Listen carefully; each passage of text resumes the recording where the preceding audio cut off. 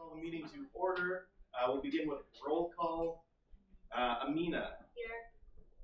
Alex. Here. Chantel. Here. Masuma. Here. Corey. Here. Jeremy. If sent his regrets. Katie, George, Jim. Here. Ali. Here. Nikunj. Liam. Here. Katie Douglas. Sent her regrets. No, didn't send her regrets. Cameron Finley sent her regrets. Ashley. Here. Erzu. Here. Kate Rumble sent her regrets. Yazin. Here. Reese. Chelsea. Sent her regrets. Alex Erb sent her regrets. Chad LeClaire sent his regrets. Katie McClellan is also here. And Nita, the health rep. Perfect. We have quorum. We'll move on to adoption of the agenda.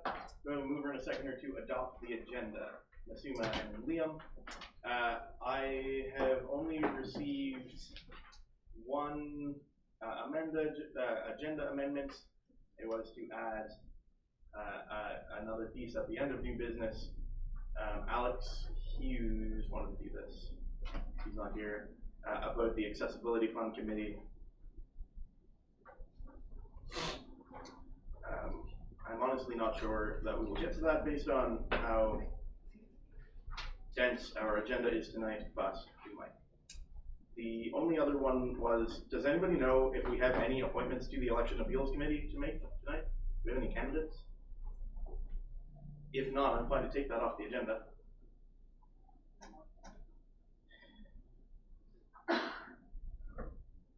Are there any other amendments to the agenda? Seeing none, is there any opposition to adopting the agenda as amended? That's taken on unanimous consent. There are no minutes from the previous meeting because our previous meeting was just last week. I haven't received them yet. Communications received. We have received regrets from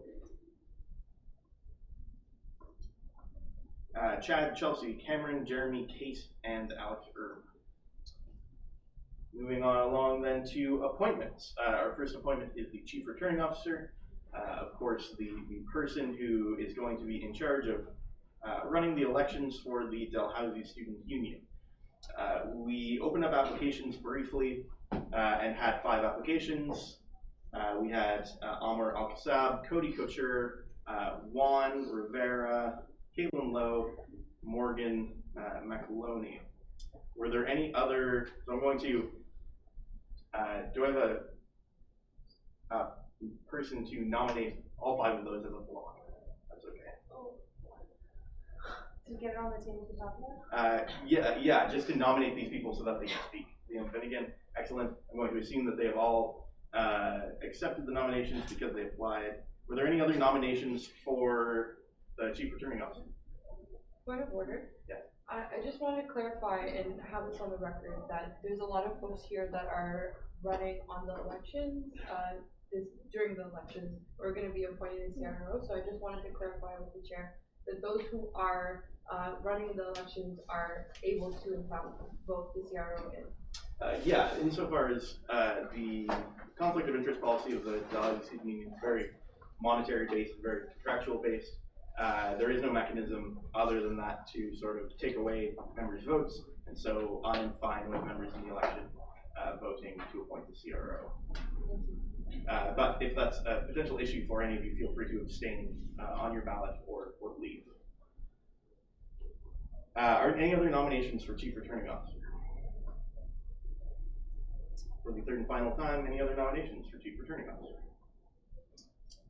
Okay, so any of the people who are running for Chief Returning Officer who are here, please come to the front and we'll figure out a speaking order. There was 5 like resident applications in here, but now there's only 4. I was just wondering where that 5th one went. There's still 5. There's still 5. Try refreshing. Refreshing. That just happened to So, me too. R, Cody, Okay, thanks. excellent, and Amr, and Juan, and Caitlin. So we do alphabetical order by last name. So it'll be Cody first, and then Amr, and then Caitlin, and then Juan, Morgan McAloney sent me a statement to read. So, as I've chatted with you folks, you will have 2 minutes to speak to council. I'm going to ask when somebody speaking that the other can leave. So Cody's first. So for the rest of you, we'll get started. Councillors, candidates are going to have 2 minutes to speak. Because of the density of the agenda and the fact that these were circulated, there's not going to be an opportunity for questions, but there will be a brief in-camera debate. So 2 minutes, beginning with Cody, whenever you're ready. Hi everybody, I'm Cody. I'm a 4th year political science and economics student. I've been involved in and out of student politics my 4 years in Dalhousie. I ran for DSU when I was in 1st year. That was a fun time. Since then I've just stuck to art societies. I've been in Canadian studies, economics, and political science. I've been involved interpreting policies, running meetings for those. I've helped schedule and plan events for those. What I want to do, what I would like to see happen in the election this year, that when I remember when I ran, that it was a very stressful time trying to balance schoolwork plus actually running the campaign and everything. So I just want to help kind of shift the process to make that as smooth and least stressful as possible for candidates. So things like a lot of societies send out questionnaires that they want candidates to answer, getting those all aggregated in the same place and eliminating duplicate questions so that if you're a candidate, you just have to answer one set of questions and then everybody can go to the same place and they can see people's views on everything they want. So just very simple things like that, that makes it easier for candidates, that makes it easier for students, and that hopefully will increase involvement. That's all. Thank you, Cody. Do you want to let Almer know that he should come to the trail?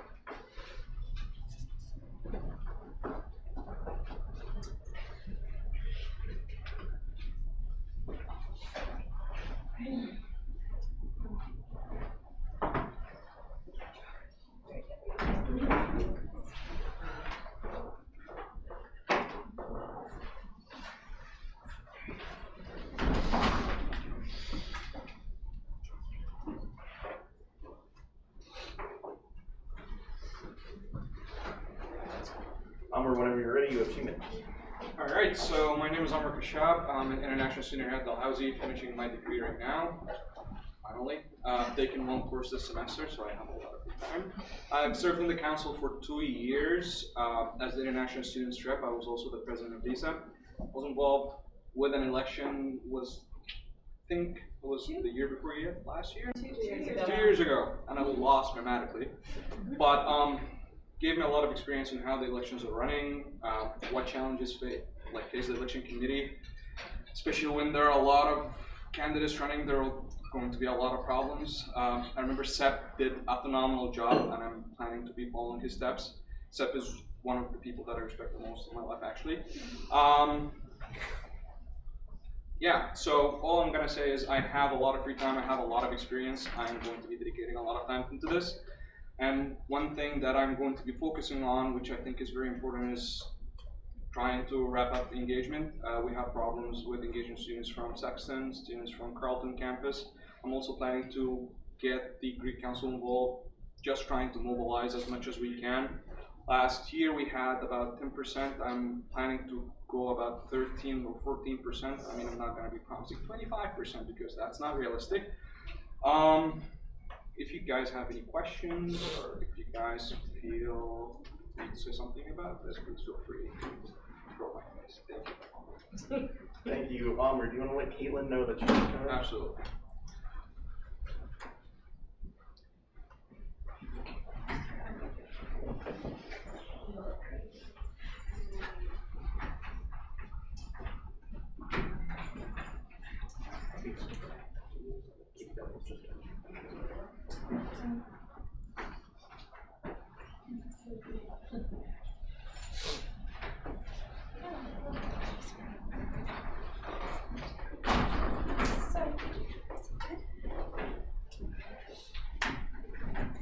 Whenever you're ready, Okay, so hi everyone. My name is Caitlin Lowe, and I'm currently a graduate student doing my master's in public administration here at Dalhousie. Before that, I was an English and history major, and I spent about the past 6 years being a student leader at Dalhousie, I was the previous vice president internal from 2015 2016, and here I got a lot of experience chairing several committees at once, which is experience I hope to bring to the CRO role, mostly just about facilitating massive amounts of policy, as well as university policy, adhering to council regulations, and then also making sure that information was communicated to the right parties. Examples of these committees are like grants committees, society review committees. So as your experience on council, you can sort of understand the amount of work that goes into facilitating those types of committees. But I also had a large role in implementing the Sexual Assault and Harassment Phone Line Committee. So that was sort of a different sort of aspect of policy making and structure building to include a lot of marginalized voices.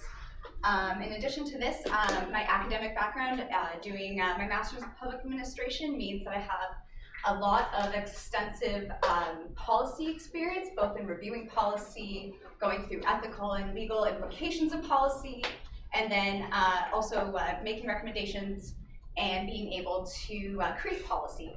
I hope to again apply all of these skills in the CRO role and be able to facilitate the carrying out of elections policy, but mostly by giving the elections committee all the information and tools and abilities to enact their abilities as the elections committee, because as CRO, I mostly plan to make sure the elections committee is the one that's empowered to make a lot of the decisions while still using my extensive experience and knowledge to make the final decisions where need be. I want to bring my passion for the student union and doing well by students to this and make sure that everyone is involved as possible. Thank you, Caitlin. Do you want to let Juan know that they should come in? Yeah.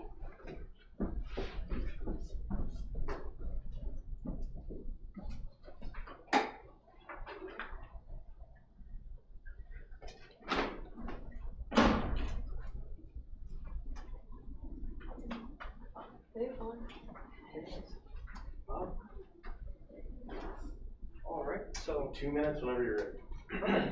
So I'm ready. So first of all, I can't imagine your guys' position. I mean, it is the first day of campaigning, and you guys are back here having to decide on someone you thought you elected back in September. So I want to first off, I think you guys have a great representation out there, but I want to tell you that perhaps the best person that you can elect is myself. The next few weeks up until and after elections will be extremely hard for whoever gets elected CRO. They're going to have to give up time, and so much more, because not only are they dealing with an election that already happened, they're dealing with an election that, from what I understand, perhaps started off on a rocky note anyway.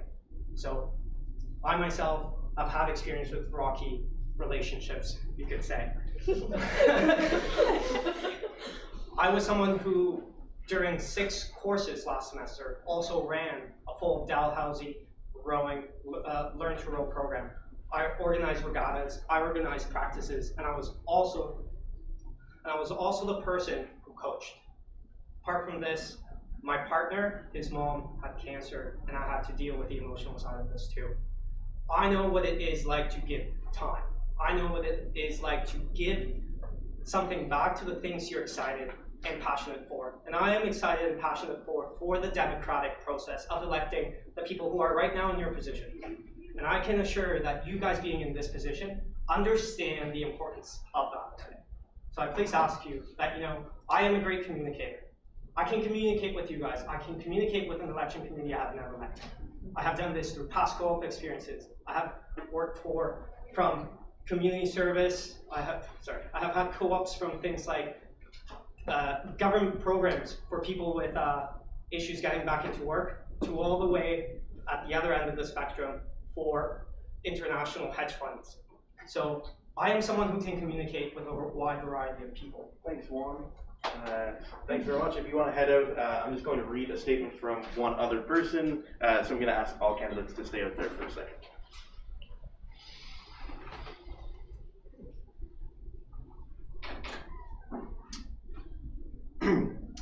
So this is from Morgan McAloney, the 5th candidate. He submitted a short statement to me because he couldn't be here tonight. My name is Morgan McAloney, and I'm a 4th year political science and law and society student. I've been a leader for as long as I can remember, and volunteer work has been a huge part of my life. I believe I would be a good CRO because I am dedicated, hardworking, and I absolutely love my school. This is my last year at Dalhousie in my undergrad, and I have realized that although I volunteer frequently, I have not made the impact I wish to make in my time here. I'm looking to do something that will truly benefit other students long after I've left, so that they will have the amazing experience I've had during my time here. I believe that the CRO position will allow me to benefit others through the successful election of our future student union. This goal is what will help me be the strongest and most dedicated CRO that I could be. Further, during my time here, I've studied government structures, localized government, and public administration, and I believe the information I have learned could benefit me and the union as a whole in the execution of this position. Not only do I have volunteer experience in organizing events listed in this application, but I also have a knowledge of government and unions through my studies. This information will allow me to bring new ideas, interpret policies, and ensure efficiency through the position. Thank you for your consideration. So, we'll move in camera now for a very brief debate and then a vote. Mover, seconder to go in camera, Corey and Masuma. Is there any opposition to going in camera? Can I just raise something? Sure. I'm going to suggest to avoid conflicts of interest. Is this the people that running in the anyone election? running in the election? No, they're not going to. Or they can choose to if they want to, but we're not going to force them to. Are they voting? They can if they want to. We can chat about it if you want to, but let's move in camera. That's okay. All in favor of moving in camera? All opposed? We are in camera.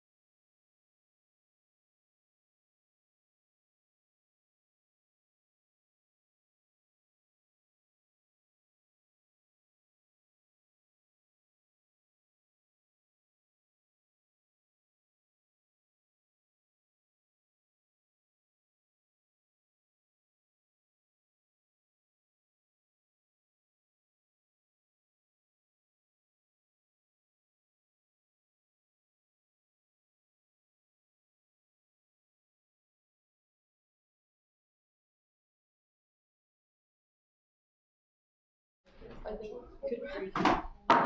We are back in session. After we vote, the next Chief Returning Officer of the Dalhousie Student Union is Caitlin Lowe.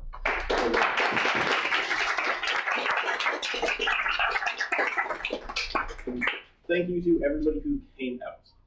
Moving along then in the agenda, up next is presentations. We don't have any presentations. Then we have committee report.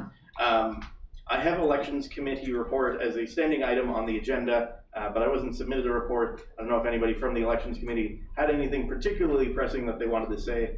Otherwise, I'll move forward in the agenda. Kim, Yes. I don't know what it is. I have a question. What have information? Information, sure. I have a concern around the structure of the debates. From what I've understood is that, like, during the debates, students who show up at the debates will not be able to ask representatives questions on the floor, and I believe that that's creating a barrier to students to actually, like, talk to their future representatives. So I don't know what that looks like or how that could, like, what we would do or how you would challenge the elections committee on that, but I just wanted to raise that as a general question, because if they're going to say that people have to have had sent the questions in advance, it wasn't advertised, so how are you going to fill in 3 hours of a debate? Okay, that's well taken. I don't know if anybody from the elections committee wants to address that specifically. Go ahead if you want to step up to the microphone so we get you on the live stream. So, about 2.5 weeks ago, we decided officially, 2.5 weeks, 3 weeks ago, we decided that we were going to be hosting debates. At that time, each of the elections committee members were designated a certain social media to be in charge of. We all did our best to advertise that we will be accepting questions prior to the debate on all platforms of social media that were available, including Instagram, Snapchat, Facebook, and Twitter. As of right now, we've received one question from the student body after 3 weeks of advertising that we would like to receive questions. So that is what we are at right now. Of course, we will be having a Q&A next week or the week after. We are still trying to finalize that date, where everybody who comes and participates will be able to have their questions vetted by elections committee members and make sure that they are appropriate to be asked in the venue, and therefore, when all candidates are being there and representing, questions will be asked at that moment.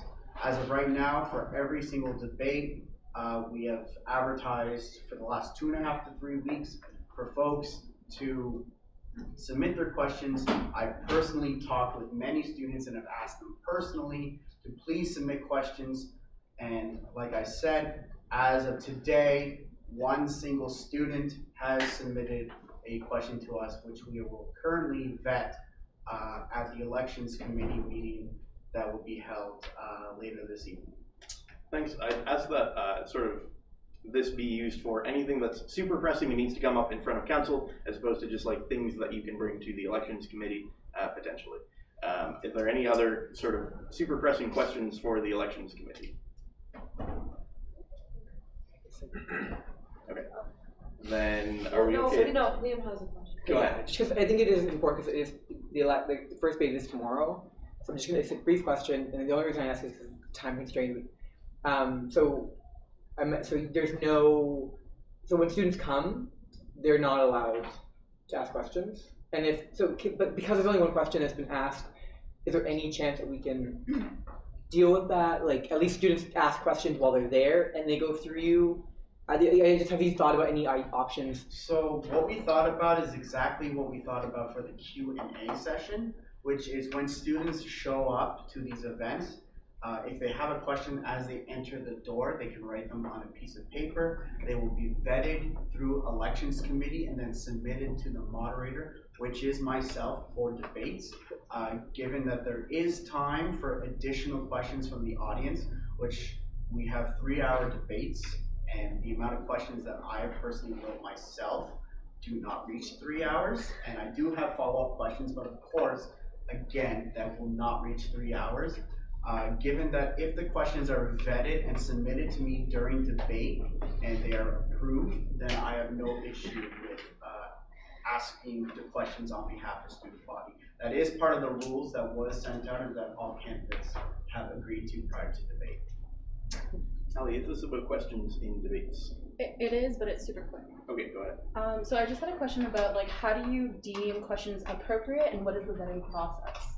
So at the end of the day, we decided that all questions that were to be vetted had to, a statement will be read by me prior to every single debate that talks about what the debates are for. It's about advocating positive change for the DSU and actions and ideas that benefit all students that are coming to the DSU. When we're looking at questions, we're not looking at ideas that need to be censored. Rather, we are looking at making sure that everything is appropriate, that nobody is saying anything offensive or degrading on behalf of any candidate or any groups of people that are being represented.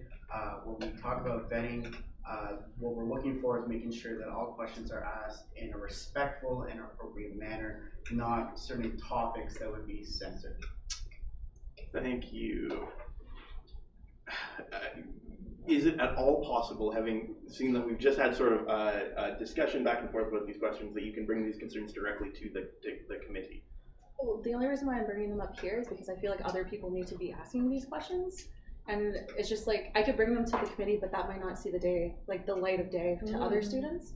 So like, I just don't really understand why we have a committee of like 4 people saying, this is appropriate, this isn't appropriate. Like, any student should be able to come up and ask us questions. So I just think like this whole process is a little like redundant. Like, how are we supposed to represent students who can't even approach us? Like, understood. Do you acknowledge that, and do you have any sort of response to that? I acknowledge that. And when I say that we will be vetting questions, we are talking about questions that will be deemed offensive to any particular person who hears them in regards to swearing, in regards to insulting people, in regards to being disrespectful to candidates ad hoc. We are not talking about ideas, we are not talking about freedom of expression in terms of actions or policies that may benefit the DSU that people may disagree with. We are only talking about people who are going to use this opportunity to attack or degrade or disrespect people who have every right to be on stage and participate in a healthy discussion of debate. There will be no censoring in terms of discussion of ideas or actions in a healthy debate. Thank you. Kate, George, Jim. Like I see quite a bit of skepticism in why we're not trusting students and candidates to act respectfully within a debate format. I too think it's a bit odd, unless there's a specific reason that this has come out of, to have this type of vetting before the moderator, especially when it's hard to even communicate with students, let alone we should be making this process to submit questions and to ask questions as easy as possible. But we can maintain a respectful environment without having to vet questions, because also students getting to ask questions is a part of engaging in the election. And if the election committee in the past 2.5 weeks have only received 1 question, perhaps it's not an issue of the students, but perhaps how they're being engaged. And if I'm worried going into the election that this debate will, you described it as a positive view of the union and a couple other things, but it doesn't, debate should be unbiased. They shouldn't be about anything other than allowing candidates a platform and space to speak about themselves and their platform. They don't need to have a specific agenda about what the debate is coming to. If a candidate is not happy with something and debating about it, it isn't positive, it still could be a positive aspect of building a better union. So I think these are really important questions to ask, and I'm hoping that the representative from the EC and our new CRO will be able to take this back and really just kind of assess how accessible we're making this election for students, and how candidates feel respected and comfortable in these type of spaces that are created for them. Thank you. I'll ask you to take that back to the committee. Seeing as we've had 5 questions in a row about questions about questions. I'm not going to entertain any more questions about this. Please bring it straight to the Elections Committee. Is there any other questions on any other subject for the Elections Committee super pertinent to bring up right now? Then let's move along to the 4 referenda questions that we have. Thank you. I didn't catch the name of the person from the Elections Committee. Thank you for coming. So to begin, we have the pharmacy referendum. Amina moved all of these questions. Do I have a second to approve the pharmacy referendum before we chat about it? Thank you. Katie Douglas. Okay, let's chat about it. I'll start us off.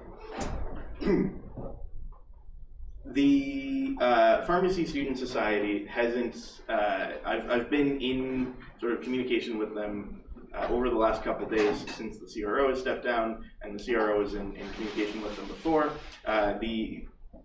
As far as I can tell, there's no record that we can present to council that the pharmacy students executive passed a special resolution. However, having said that, they have also been provided incorrect information from the Elections Committee and from the previous Chief Returning Officer in terms of sort of what the requirements were for this referendum question.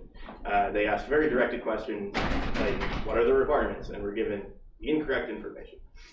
We have Carol Ann here from the from the Pharmacy Society. She has provided to me in writing that it is the will of the Pharmacy Society to do this. She has also provided me the Constitution of the Pharmacy Society, which says that they are associated with this organization and they want to pay the fees associated with this organization. We went to our lawyer, Tim, and said, you know, can we accept sort of this sort of word? And Tim said that council did have some ability to interpret the bylaws so that even though there's not this formal special resolution, council can still consider this question. If you're uncomfortable with this, if you are uncomfortable with the level of documentation, councillors are free to vote against it. However, based on what I've seen, they have the signatures, it's in their constitution. Councillors will have an opportunity to ask Carol Ann any questions that they have, and we will have this debate, and ultimately council will approve or disapprove of this question. So that's all I have to say. We'll begin with Carol Ann. Come up, feel free. Did I miss anything or misrepresent anything? You did a great job. Do you want to just speak into the mic so we get you on the live stream? Yeah, probably. Yeah. It's your mic now. Yeah, okay. When I was first approached, I had to contact several different people to find out like the different minutes that we passed it in, because I've only been in this position this year, and previously it was the position that rolls into this one. So I do have the minutes that we had the 2 AGMs where we confirmed that it was passed. The way that it's written though, because of the way that our minutes are written, it says that all changes to the Constitution will be passed. So it's not like a specific be it resolved that there will be the approval of this fee increase, but it says be it resolved that the Constitution changes will be approved, which is what I provided to Chris, which is the Constitution. So if you want me to send along the Constitution or the minutes, I can do so. But we base ourselves off of the Constitution more than the minutes, which is why I sent that along. Thank you, Alex. Let's have not Alex, Carol Ann. Let's have a discussion about this. I got a second for this question, right? Did I? Ali Barnaby, excellent. We'll begin with Katie George Jim. Go ahead. Carol Ann, you might want to stay up at the microphone. Caroline knows, so don't mind my computer. Sorry, you were talking about the Constitution and then the special resolution. In my mind, they're not connected, so can you kind of explain? So the way that we go about things is we have our DSPS meetings, so the Dallas Student Society for Pharmacy Students, and basically we go through all of our minutes that way. And we held 2 AGMs. We had a special AGM in the fall last year, so, or a full school year ago, so 2016, to approve the second time to put it into our constitution. So the fee increase is approved from the DSPS Society's perspective.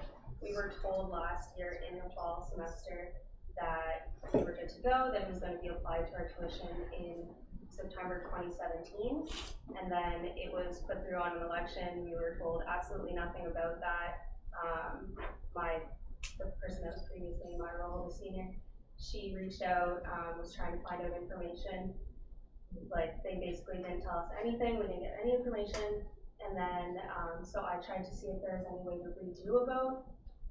Again, had a really hard time with communication, so at this point, this is the last time that we can try to get this through. I've been in communication with the CRO since March of last year, or sorry, the previous CEO and then, or CRO, and then this CRO. Reached out to them several times, never got answers. When I finally did get answers, it seemed to take a long time and not really be super clear. I asked very specific questions, as Chris mentioned.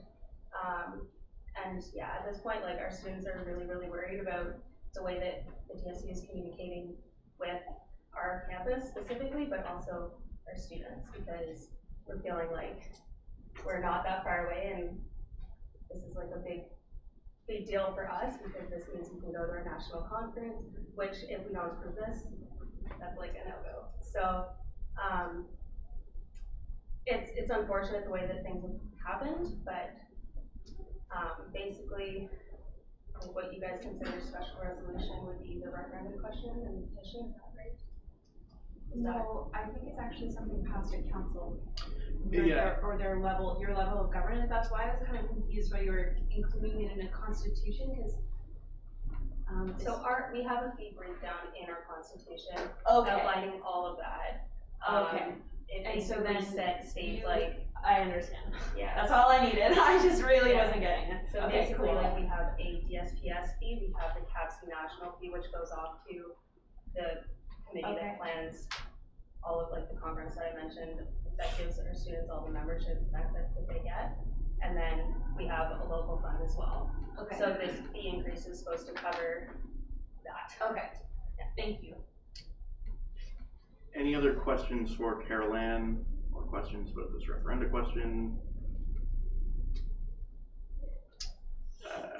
Reese did point out that the date that I provided was September 2017, as I put it in the agenda. Councilors want to amend that quickly so that we can carry on. Masuma, second by Ali, or Reese, go ahead, Reese suggested it. All in favor of changing 2017 to 2018? All opposed? That passes as amendments. And Carolyn, you're good with me changing it to 2018? Okay, great. So in that case, are there any other questions, or are councilors ready for the vote? Councilors are ready for the question. All in favor of approving this referendum question, raise your hand or otherwise indicate. All opposed? Motion carries. Moving along to Ennisburg. Ennisburg provided all the documents, etc. Yes, go ahead on your point of order. As per the bylaws, I have to point out that I sometimes get grants from, or funding from Ennisburg for groups that I'm in, so I'm going to be recusing myself from this discussion and not voting. Thank you, Yazin. Do I have a second on this referendum? Masuma, excellent. Everything was submitted on time, and there was extensive documentation that council has had for a little bit on this. Do councilors have any questions for Ennisburg? Or councilors ready for the question on this too? Just a point of information, sure. How many weeks notice was given with this one? For this one, it would have originally come, in terms of notice of motion, these were all formally noticed at the last council meeting a week ago. Okay. Yeah. Because the union rule and procedure policy 19.1 requires 2 weeks. Okay, I'm just going to check bylaws quickly. Because, Point of information, sure. if that applies to this motion, then it would also apply to pharmacies. And all other referendum questions. We can't just pick and choose here. Yeah. Well, not picking and choosing, I'll read what it says. So if a motion has the potential to significantly alter a large part of the student body, so it's proportional. So I mean, pharmacy is not a large part of the student body, but this would apply. I believe that the chair has sort of say on this in the next sentence. Okay, bylaws say, notice of motion to adopt, amend, or repeal any policy, including full text of the motion, must be given at a meeting of council, and such motion shall not be considered until a subsequent meeting of council. Insofar as bylaws suggests that notice of motion is one sort of council meeting to the next, I'm going to apply that generally and say that in our bylaws overrules what was said in the union rules and procedures. That's a fully challengeable ruling of mine, and you can challenge it if you like, and it'll go to a vote of council. But I'm going to say that sufficient notice was given for these referendum questions, based on what's in our bylaws. I mean, as mentioned in the last meeting, policies are binding. Oh yeah, absolutely, I agree, but also our bylaws have a definition of notice that we have complied with. So, with that in mind, is there any further debate on this? Does anybody want to challenge that rule? There's no further debate on this. Are councillors ready for the question? Be it resolved that Annisburg Society referendum question is approved as circulated. All in favor, raise your hand or otherwise indicate. All opposed? Abstentions? The motion carries. Moving along to CKDU, do I have a second for this referendum question? Masuma. Does anybody want to have any questions for CKDU? Again, this was, they passed everything in on time. Special resolution and petition has been circulated to councillors. Councillors ready for the question on this one? All in favor of CKDU Society referendum question approved as circulated. All opposed? Any abstentions? The motion carries. Commerce. Again, commerce, everything was circulated beforehand. Do I have a second for this motion? Liam Finnegan. Any questions on commerce? Alex Erb is the sort of representative for commerce, but she's not here tonight. Are councillors ready for the question on commerce? All in favor of allowing the Commerce Society referendum question to be approved as circulated, raise your hand or otherwise indicate. All opposed? Any abstentions? The motion passes. Amazing. Referendum question. Welcome. Thank you to the society representatives who came tonight. Thank you for your patience. No, thank you. Up next, we have our bylaw amendments. I believe that this too was moved by Amina. Am I correct? Do I have a second for the bylaw amendments? Yazin. Excellent. Amina, did you want to speak first to the bylaw amendments? Sure. So the bylaw amendments were circulated just over a month ago, so I hope folks have had an opportunity to consult with their constituencies and bring forward feedback. It is very crucial that we have a fulsome discussion on this today. If we are not to pass the bylaw amendments today, we would not be able to hold a special general meeting this year. So if folks have any questions, I'd be happy to answer them. We also circulated a brief document that outlined some of the highlights of the bylaws. Again, happy to answer any questions or comments. Thank you, Amina. Up next, I have Yazin as the second, and then I'll open the floor. Yazin, did you want to speak to this at all? No. Okay. Then I'll open the floor to debate on the bylaw amendments. Katie Douglas. Yeah, so I just have a question about these because I was trying to read through them, and it was exhausting because everything was just like basically I had access to everything that had been formatted, which sounds great, except for every font had been changed, and there are a lot of minor fixes, and so it was really hard to find actual changes. So I was wondering, and I understand, I read through the highlights, but I want to see a document that just highlights all the changes where a word has been changed or where a line has been changed, rather than just that schmozzle of edits that is a terrible read. Is there any way to get that? I believe that Word doc is able to, you can do simple markup or like all. So all would show you all the syntax for folks who are like, really want to get in there. But if you go to simple markup, you're able to see kind of these substantive changes.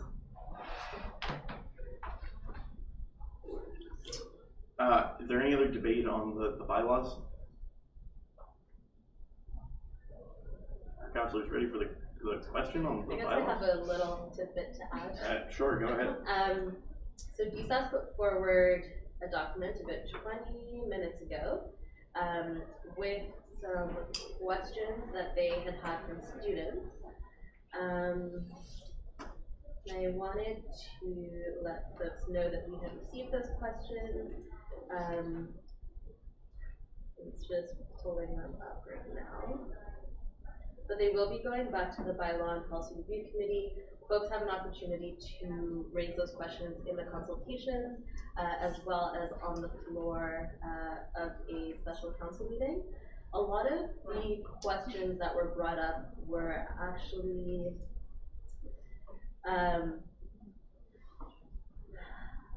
they didn't seem to be well researched, and so the person who had put this forward had mentioned that they hadn't seen the bylaw amendments yet. Some of the questions were around if Robert's rules would contravene with the bylaws, but I had let them know that they were actually in alignment, and they said they actually hadn't seen that section of Robert's rules. So it seems to be a little bit more research needs to go into these, but we'll definitely bring it back to the Bylaw and Policy Review Committee and can circulate it to councillors at the next meeting if folks would like to see it. Thank you, Amina. Are there any other questions or comments on the bylaw amendments before we go to the question? Okay, I believe that this is a special motion. Second. 11. Yeah, special resolution. So, if there's nothing further, I'll call the question on the bylaw amendments. I'd like to motion for a 5-minute recess. Sure, that's moved. Is there a second for that? 5-minute recess. Keaton McClellan. All in favor of a 5-minute recess, raise your hand or otherwise indicate. Please raise your hand high so that I can see it. Excellent. All opposed. Any motion carries. We're at recess until 7:06.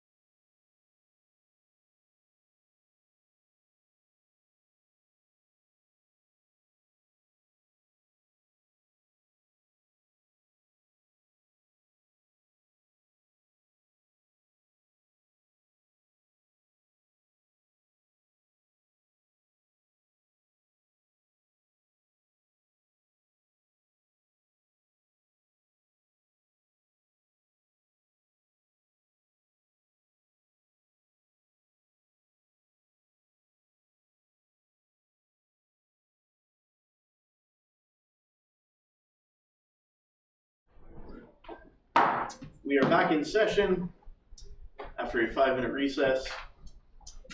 Is there any further debate on the bylaw amendments?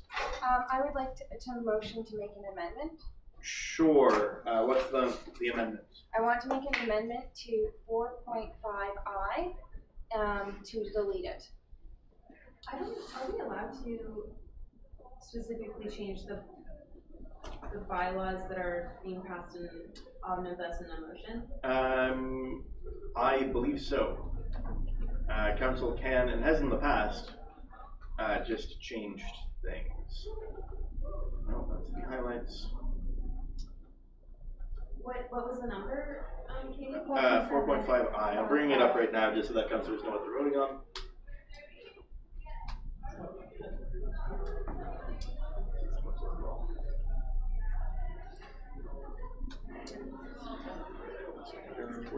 Public is J, but because it's crossed out in the document, it sort of removes everything. All right. Can I, what point of personal privilege? Sure. Maybe a clarification, I'm not sure. But like, depending on the document you're looking at, it will either be I or J, just because sometimes when we cross a whole point out, if that is kept in the document, it'll just pop up as J. But if deleting a point removes it from the document, then it pops up as I. It's just a formatting thing. In the end, it'll be I. Okay, so we're removing this. But we want to remove in the absence of a meeting, council is able to pass a special resolution by email in accordance with applicable policies. Katie, that's what you want to delete, right? Katie? Sorry. You want to delete the thing that I've highlighted on screen. In the absence of a meeting, council is able to pass a special resolution by email in accordance with applicable policies. You want to delete that? Yes, I want to delete that. Okay, so that's moved by Katie. Be resolved that it's amended to delete this phrase. Do I have a second for that? Reese McDonald. Is there any debate on this? Katie Douglas, did you want to speak to why you proposed this? Yeah, the reason I'm proposing this is I've been a member of several societies that have allowed email votes in the past. And it can get some years into a really bad situation where most of the voting is done by email. And the other thing is when you pass a resolution by email, oftentimes, A, you can't monitor your speaking time, and B, students have no access to that email. So I would say that that's just I would say it's better to do in-person meetings and make sure that everything's in public eye, whereas when it comes to email motion passing, it gets a little less transparent. And so I'm just raising this as a flag of a transparency issue, and I feel that this is a very vague statement. I remember reading it once in the past. At the time I didn't flag it, but I'm going to flag it now as a transparency issue that should be addressed. And if somebody wants to amend by amendment to maybe be a more particular situation, that's fine. But I don't think that council should have unrestricted power to pass motions by email. Thank you, Katie Douglas. Reese, do you want to speak to this as the second? Yeah, I mean, I agree with everything Katie just said. I think in the name of transparency, it's better to have meetings in person. But otherwise, I agree with everything she said. Thank you, Reese. Did anybody else have any debate on this amendment in particular? We'll go with Masuma and then Amina. Masuma, go ahead. Yeah, I'm not sure. Like, I'm not like on one side or the other, but I think like from what I can understand, like through Senate, they do use email voting to pass things when they're specifically in a time crunch and they need something to be passed, and it's like stopping the operations of like the Dalhousie Senate and is like not allowing them to proceed with important like things for like faculty requirements or what have you. So I see a benefit to it, but I also understand the issues of transparency, and I felt awkward about email voting, so I understand, but I also want to flag that it is something that even the Dalhousie Senate does. Thank you, Masuma. Amina. So not to speak, I guess not speaking against or for the motion, but to perhaps bring the discussion that we had at the committee level to council around this point. To my understanding, council currently has the power to pass resolutions via email. The restriction on it, though, is that it has to be passed unanimously through email.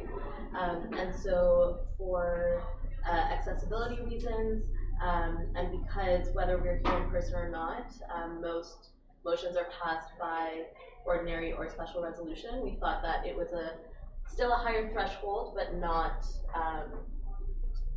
it would not intervene with our perhaps day-to-day operations. Thank you, Amina. Is there any other debate on this motion? Our councillor is ready for the question. Be it resolved that 4.5I is deleted. In the absence of a meeting, council is able to pass a special resolution by email in accordance with applicable policy. All in favor of deleting this clause, please raise your hand or otherwise indicate. All opposed? Any abstentions? Okay, I'm going to call this vote one more time. Please really commit to this vote, folks. I need to see your hands pretty well. All in favor? All opposed?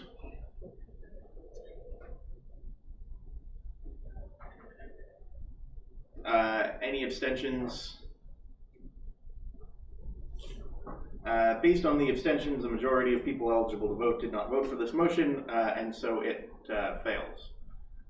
I'll explain that one briefly. Our bylaws define an ordinary resolution as something... Point of information. Yes. A point of order. Can we check Robert's rules? Yeah, I mean, I can read you the relevant section of the bylaws if you like. No, I want to hear from Robert's rules because we should be running council and voting according to Robert's rules. Bylaws have a very clear definition that trumps Robert's rules. Okay. Like when there is disagreement between the bylaws and Robert's rules, the bylaws trump. And the bylaws define ordinary resolution. We've had, I noticed this a month ago and had conversation with staff members and a couple of the execs, I think. The bylaws define ordinary resolution as a resolution requiring a simple majority of more than 50% of those entitled to vote to be carried. The relevant part of that is those entitled to vote to be carried. And so after conversation with Megan and Craig and again, I think a couple of members of the executive, this was a month ago, we determined that abstentions count as no votes. It's not great. There are, at the time, I was not pleased with this. Chris, what section of the bylaws is this? This is in the definitions. In the definitions. Which is section 1.1. In these bylaws, the terms listed below shall have the corresponding definitions. You can challenge this ruling, I believe. I'm going to let this fall. Okay. But it is a fun quirk of our bylaws. Say that. So moving along, we're back on the main question, the approval of these bylaws. Katie Douglas. I would like to move a motion. Sure. To amend the bylaws. The bylaws of the Dalhousie Student Union or the bylaws of the suggested bylaws? The suggested bylaws. Okay, excellent. How do you want to amend it? Sorry.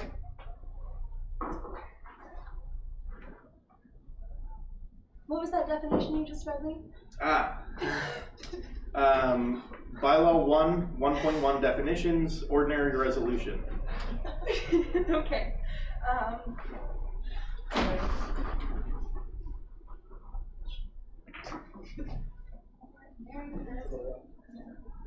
Okay. I would like to amend this so that we take out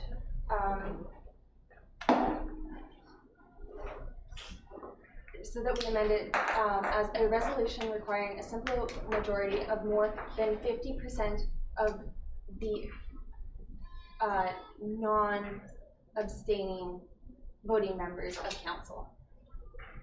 So you want to change this to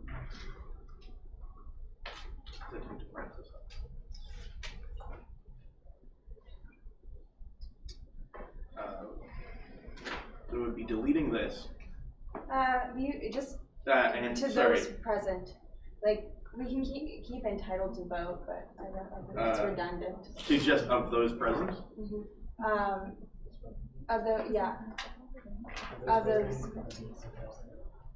Of those present, and what would be something that would, like, non-abstaining voting members?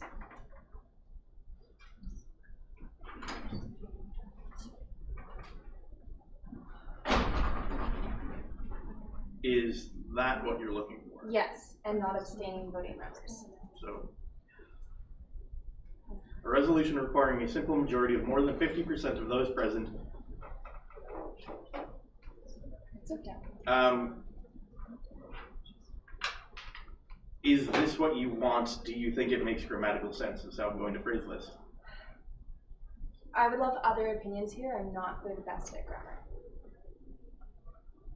I'm going to potentially suggest that you say you replace those with voting members, and then leave the rest of it the same.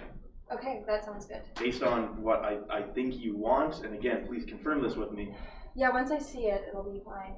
Sorry, I just have trouble reading my screens. Okay, so it would be change it to a resolution requiring a simple majority of more than 50% of voting members present and not abstaining. Yes, that is perfect. That's exactly what I like. Okay, I'm just very quickly going to mark this up a little bit. 50% of, so this is new.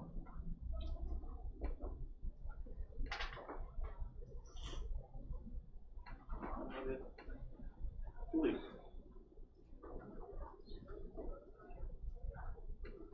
Like this. Delete. Whereas the old wording was.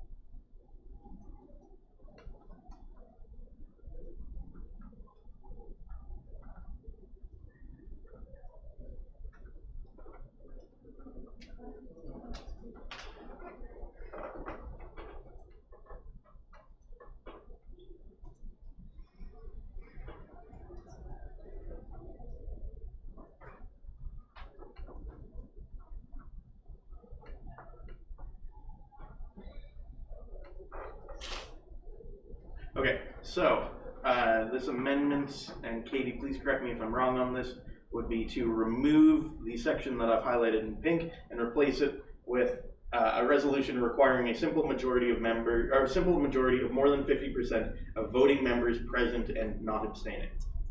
So it would be, yeah. Katie, move that. Do I have a second for that? Yazin, okay.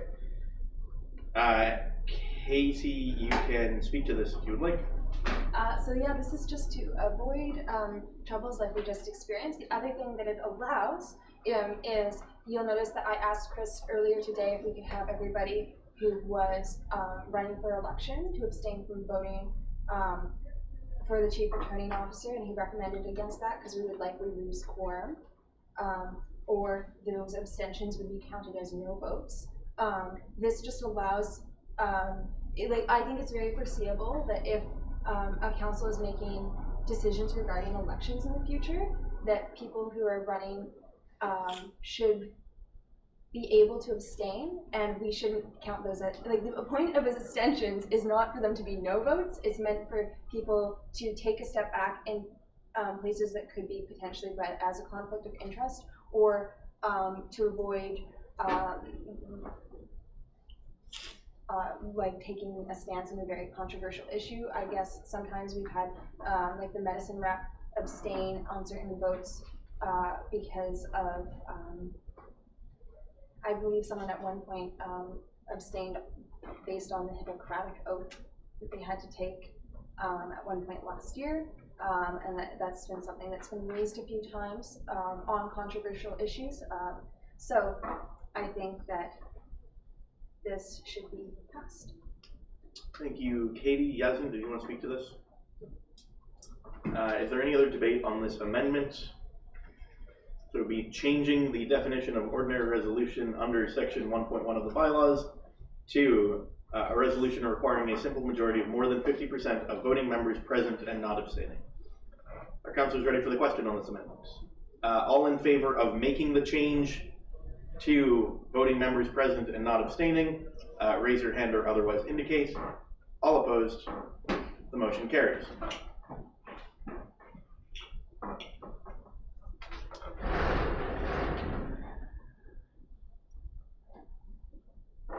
So, we're back on the main question. Katie Douglas. I'm sorry, you're going to, everyone okay. here is just going to hate this, but we need to make an amendment. I would first of all like to make an amendment to reinstate the election appeals committee. So in section 9.6 has been completely removed, and I would like to make a motion to re-add that.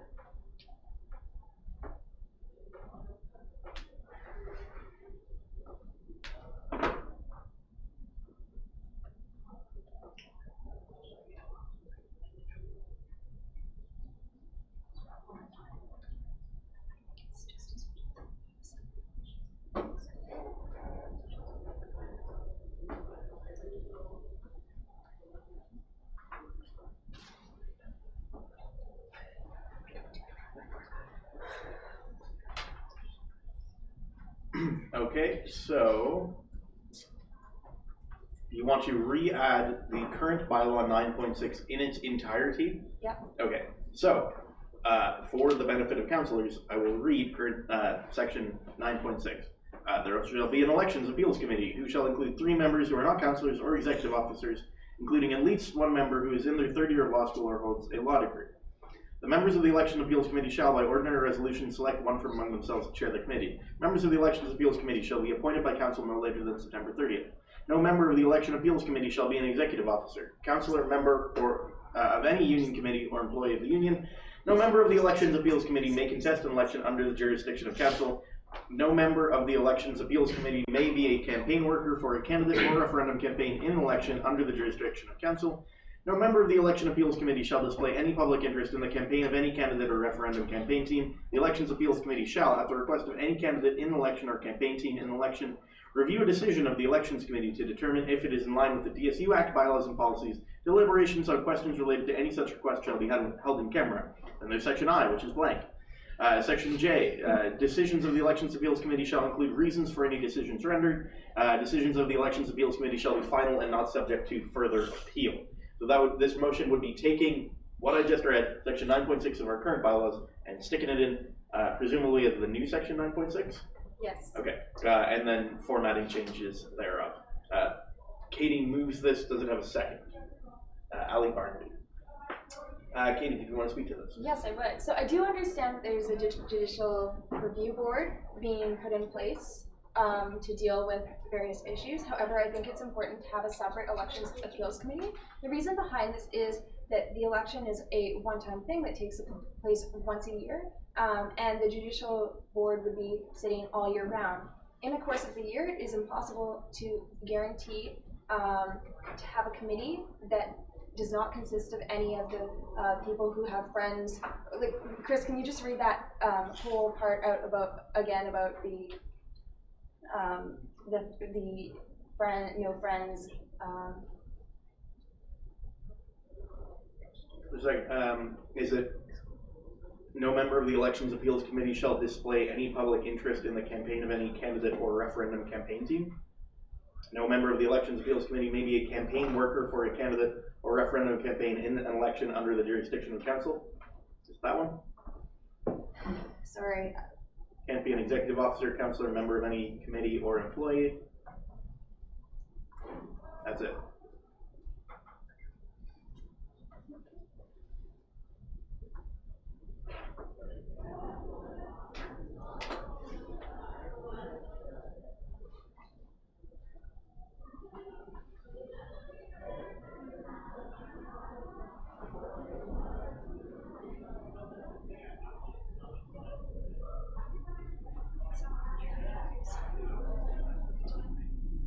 Katie, your time is still ticking on your remarks. Oh.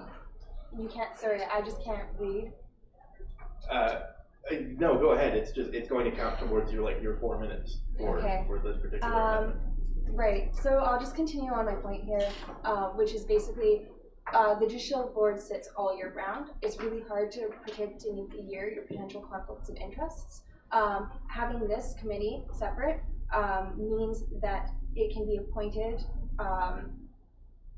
at a separate time, and rather than people having to keep, like the judicial board can oversee a really broad array of things. So one thing that could happen is that someone might be in front of the judicial board on another issue, and that committee might become biased towards that person, and then they might run for election, and that might bias for future decisions. And that's why I think it's important to have this separate committee, just because because ultimately we want a very unbiased committee of students appealing any very controversial decisions. It should be noted that the elections committee itself does have an appeals process. So the elections committee can make a decision, and then the candidate can appeal it. It can go back to the elections committee to review again, and then if they appeal it again, it goes to the elections review committee. Thank you, Katie Douglas. I have Ali as the second, and then I'll open the floor. Oh, I'm good. Okay, Yazin, go ahead. I'm against this, though I think you raised good points. I just think that with the judicial board, it's important that in dealing with the bylaws and elections policy and all that, that there's a sort of accumulation of knowledge, of experience with this. And so I think that a judicial board may help in establishing that, especially since it's established early on. So that's my main point as to why I think a judicial board would be better and concentrating that effort of interpretation there and externalizing it from council, especially on elections, would be better. Thank you, Yazin. Does anybody else want to speak on this amendment? Amina. Yeah, just to speak to the composition of the judicial board, it is the same composition as a elections appeal committee would be. In terms of the timing of when that committee would be filled, like the elections appeals committee nominations were open in the summer, so it would be over a similar period of time. The thought was, instead of having two committees that had very similar compositions and skill sets, why not have one committee and amalgamate the mandate to include appeals? So it was just one way of avoiding another sort of committee that has very similar roles and duties. Thank you, Amina. Any other comments on this amendment before we put it to a vote? All right, all in favor of taking section 9.6 from the current bylaws about the Elections Appeals Committee and slotting it in wholesale as the new 9.6 into the bylaws? Sorry, councillors understand what you're voting on. If you vote yes, you want to keep section 9.6, put it in the new bylaws. If you vote no, you do not want to keep 9.6 and put it in the new bylaws. All in favor of keeping 9.6 and putting it in the new bylaws, please raise your hand or otherwise indicate. All opposed? Any abstentions? The motion fails. We're back on the main question, the bylaw amendments. Is there any further debate on the bylaw amendments?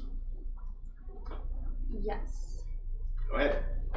Okay, I would like to amend 9.4B. What would you like to amend it to? Okay, so this one said, so there has been something taken out. So it's the original one we're changing is there's a statement that says the chief returning officer shall not be an executive officer, councillor, committee member, or employee of the union for the duration of their term, except for sitting on the elections committee. I want to re-add except for sitting on the elections committee because it makes it sound like the chief returning officer is not sitting on the elections committee. Okay, so in that case it would be, so you just want to add comma except for sitting on the elections committee.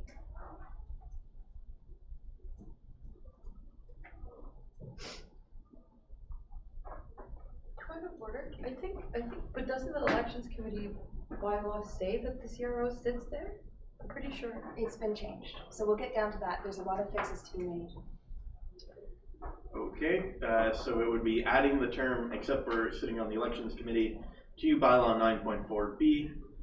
Katie Douglas, this sort of the addition in blue reflects what you wanted, correct? Yeah, this is just to clarify that the chief returning officer can sit on the elections committee, Okay. and this should be. Yeah, sorry. Let's. I'll get to that after we have a second. Do we have a second on this motion? Can I make like a friendly amendment to it? You can try. So instead of except for sitting on the elections committee, except for chairing the elections committee? Okay, so I'm actually going to rule that's not a friendly amendment. Okay. I think that it substantially changes it, but I will take it What as if I say I agree with that? I think that we both have to agree on I don't friendly. think that's a friendly amendment, but I think it's an amendment to the amendment. Yeah, like you can amend the amendment, and we'll have a quick vote on that, and then. Oh, can I amend the amendment, please? Yes. Yeah. So I'm just taking this as a motion, or sorry, Amendment. an amendment. So it would be removing.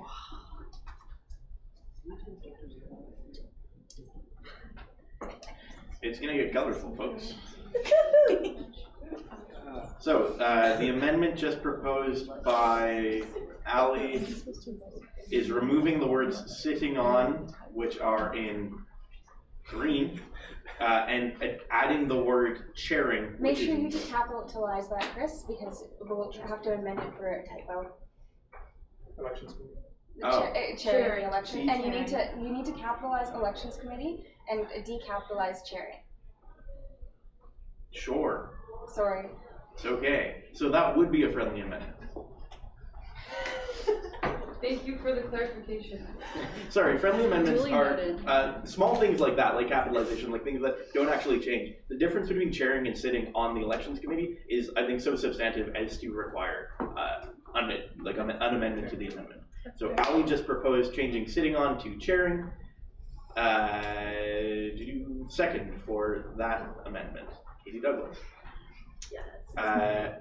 Ali, did you want to speak to this at all? I don't really think I need to. Okay. You do. Okay, well, yeah, I would. I'd really like for everyone to be in favor of this motion because it would save us from big issues that we've had this year. This lays it out really straightforwardly that the CRO is responsible for chairing the elections committee, which has happened in every previous year. And this just kind of like really nails it home and would resolve any confusion for future CROs.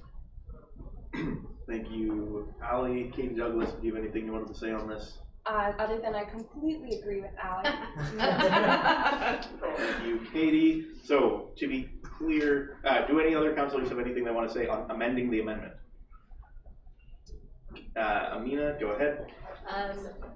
I believe that it might require some changes in other sections of the bylaws as well. So the way that the BPRC was conceptualizing it was that because of the issues that happened this year, having an oversight body between the CRO and council was necessary. And so the CRO would be responsible to the elections committee, which is chaired by the chair of the elections committee, so that there would be an oversight for the CRO, and then council would be oversight for the elections committee. So that was kind of our thinking behind it, but open to comments and Thanks. We'll go Katie George Jim because she hasn't spoken yet, and then Katie Douglas. Katie George Jim, go ahead.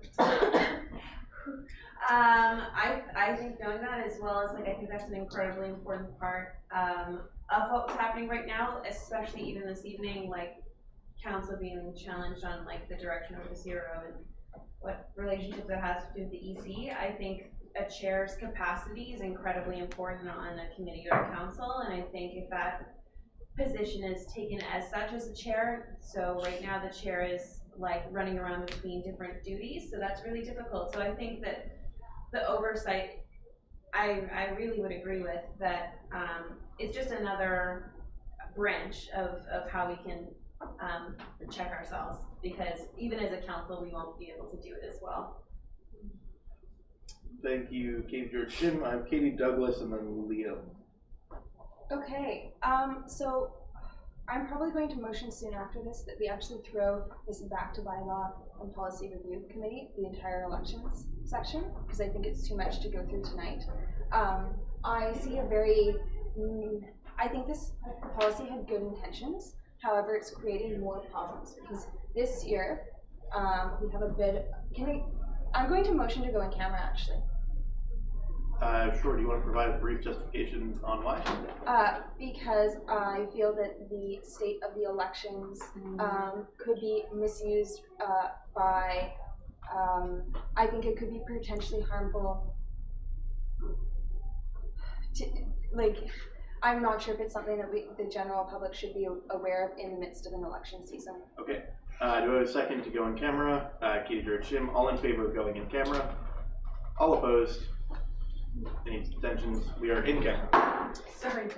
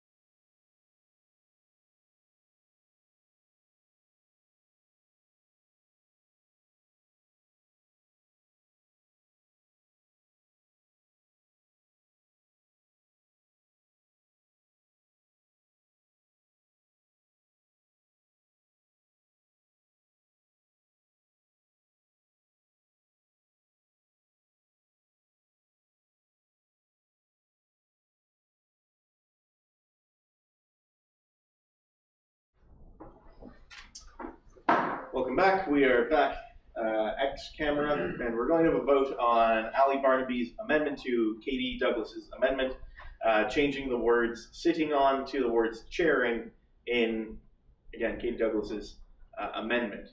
Councilors understand what they're voting. All right, all in favor of changing "sitting on" to "chairing," please raise your hand or otherwise indicate. All opposed? Any abstentions? The motion carries. So, we're back on the amended motion, which, leave that. Call to question. Yep. I think we've had a healthy debate on this amendment, and we're going to move to a vote on this. All in favor of adding the phrase "except for chairing the elections committee" to bylaw 9.4b, please raise your hand or otherwise indicate. So all in favor of adding what's in blue. All opposed? Any abstentions? The motion carries. So we're back on the main motion, considering the adoption of the bylaws as amended. Is there any further debate on this resolution? Katie Douglas. I would like to motion an amendment. Sure. What amendment do you have? So there's a job description of the elections committee that says the elections committee will provide council with a recommendation for the position of chief returning officer no later than October 15th. I would like to remove item 9.5G II. Okay, just remove this. I would like to remove that. Okay, I think I'm doing this in pink. That's purple now. It's definitely purple up there. It's definitely pink up there. So it's just a motion to remove this clause entirely? Okay, does this motion have a second? Reese McDonald. All right. Katie Douglas, do you want to speak to this amendment? Yeah, so the current setup for choosing the chief returning officer is that a brief hiring committee, as is typical with with most positions hired, is drawn up at a council meeting, and that committee then hires the chief returning officer. This just further establishes, I think the intention here was to have as previously stated, was to have the elections committee oversee the chief returning officer, and that should not be happening. So this takes away one of those powers. Does that make sense? That would be up to council. Reese, did you want to speak to this motion? No, okay. Okay. Does anybody else have any comments on this amendment? Seeing none, our councilor is ready for the question. So all in favor of deleting 9.5.G.II, the section that says provide council with a recommendation for the position of chief returning officer no later than October 15th. So if you vote yes, you're voting to delete. All in favor, please raise your hand or otherwise indicate. All opposed? Any abstentions? The motion carries. That section is deleted. We are back on the main question, approving the bylaws.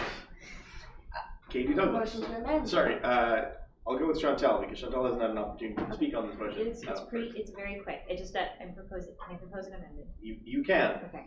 I'm so sorry. Okay. Section 6.6, or 6.16, sorry. The offices of the steering committee. So as of now, it's a committee. Like, this would state that the committee is of 6 people, but it would be like an oversight committee for the offices of the union, which is a fairly large job. And I'm motioning to add add BPI to this committee. I guess as like the second one, just as it is such a large.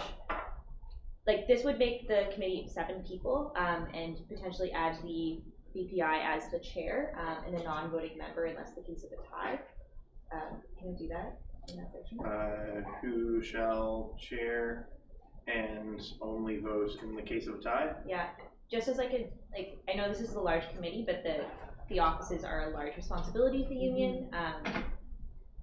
yeah. Is it okay with you if I put this sort of last on the list? Does it need to be second? Yeah. Okay, cool. That's fine.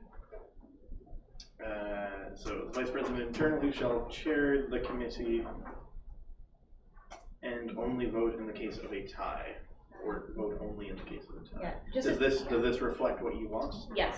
Just as currently the VPI oversees the ENA office, and this would take that away from them, and the VPI also. Am I allowed to speak to this right now? No. Okay, No. sorry. Sorry. Yeah. I'm done. I should have cut you on that. Okay. I apologize. No, it's okay.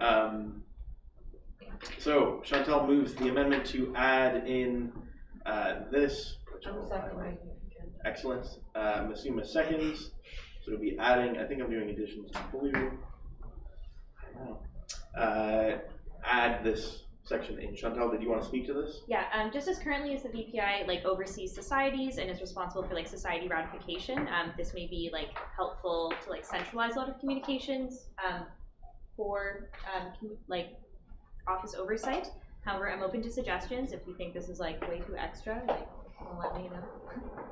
You, Chantal, Masuma, did you want to speak to this question? Yeah, I agree with Chantal's amendment. I think it makes sense because we're looking at offices that, like, all of us as these positions as executive officers usually look over anyway. And I think it gives it, there's not a committee where the vice president, finance, academic, and VPI just sit. So it's also nice to build that sort of working relationship more. And I think like it's gonna lead to a more smooth expectation that we have for all of our offices. Yeah, because like it's just great. Thank you, Masuma. Does anybody else want to speak to this amendment? Call for question. All right. All in favor of adding in this phrase under section 6.16a V to add the vice president internally shall chair the committee and only vote in the case of tie. All in favor of adding this, please raise your hand or otherwise indicate. All opposed. Any abstentions? The motion carries. That is added. So we're back on the main motion. I have Katie Douglas on the speakers list, and then I'll add Yasmin. Okay, motion to amend. Sure. I What would would you like like to amend? I would like to make an amendment to 9.4a. 9.4a, yep. It says the council shall be by ordinary resolution appoint a chief returning officer upon the recommendation of the elections committee. Please note that upon the recommendation of the elections committee is an addition, so I would like to remove that as we remove from the elections committee's duties earlier today that they will not be. Sure. Sorry, not to just to sort of learn from what I did with Chantal there.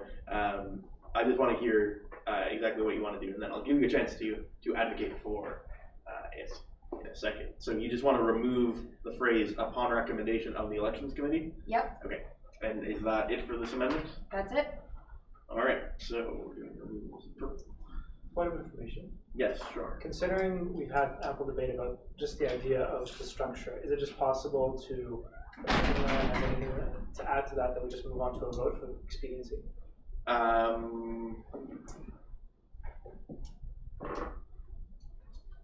Yeah, I'm still going to open the floor, but you can call the question if you want to on this particular amendment.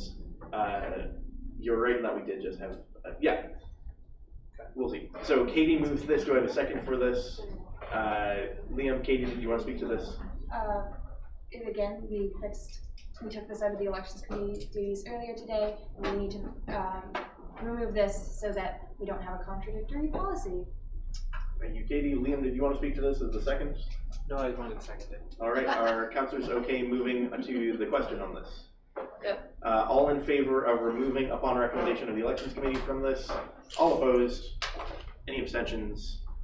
Motion carries. That is removed. I have an amendment. Oh, sorry. Sure. I think, Yazin, did you want to be next on the speakers list? You were on the speakers list before. I'm assuming you are. Okay. It's just quick. Sure. I'd like to amend DSU Bylaw 6.16.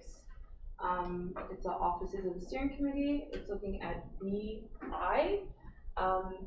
So when talking to the current office that I oversee, DSAS, the Dalhousie Student Advocacy Service, they were concerned with the wording around hiring and oversight of the office, considering that it would be. Sorry, sorry. just again, what do you want to do? I want to amend it to, instead of hiring and oversight of office, it should be amended to be responsible for ensuring adherence to office terms of reference, including,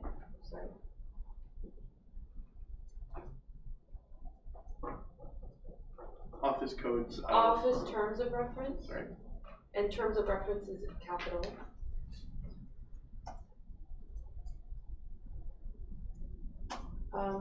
Comma, including appropriate hiring procedures and general oversight of office directors. Yeah. Okay, so it would be removing what is currently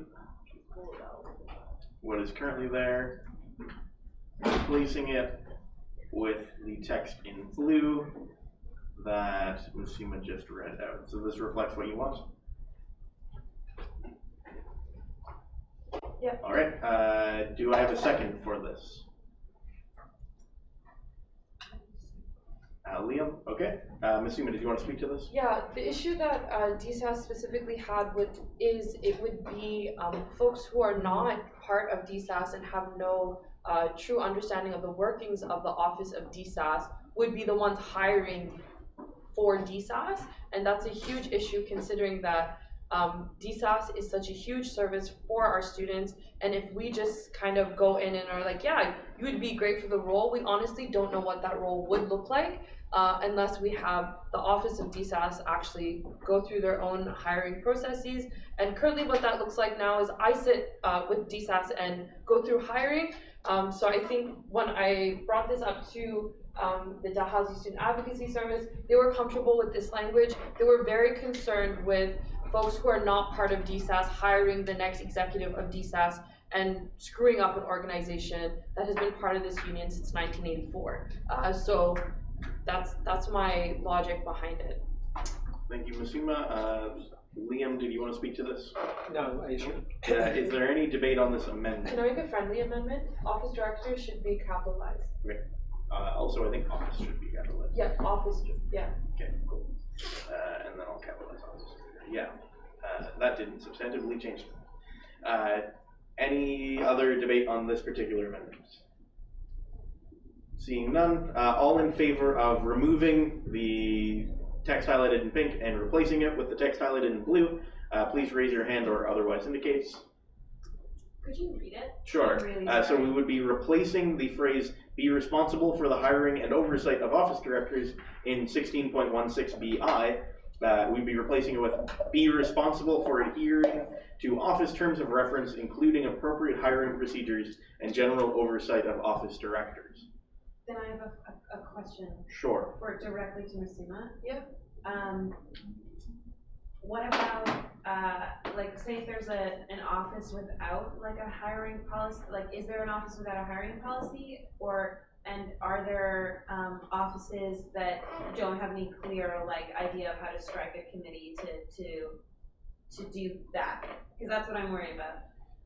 Musima, do you have an answer? Yeah, I understand your worry about that, and I think that that's something else that needs to come. Is I think we need to have a proper policy on that, which is something we can move, because currently we don't have for a lot of these things. Yeah, so I just worry about people who aren't part of, specifically I think DSAS. I don't think that it takes away from the committee overseeing the hiring in any way. I don't think that it takes away from that, but I think what it does do is allow folks who have been involved in DSAS to be part of the hiring and to be part of that conversation, because they're feeling X'd out, and I don't think that that's supportive for a really important service that we run. Sorry, Katie, do you want to clarify that or ask an additional question?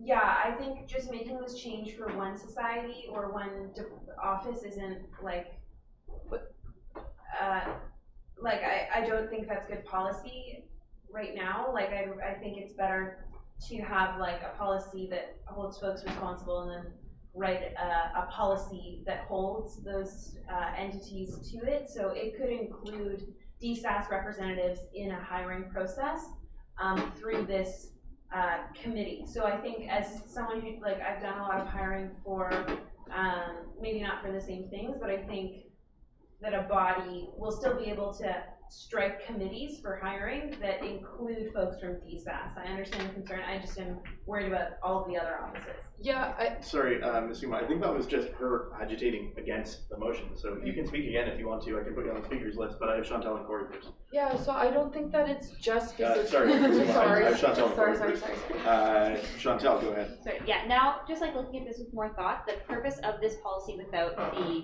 amendment in that clause is to provide oversight. I think as of now, if we were to like hop on DSAS's like hiring policy, maybe, but this provides the oversight to like do that, and it's a little redundant to have that included, especially like as this is an oversight for all offices and all incoming offices if they don't have appropriate hiring procedures.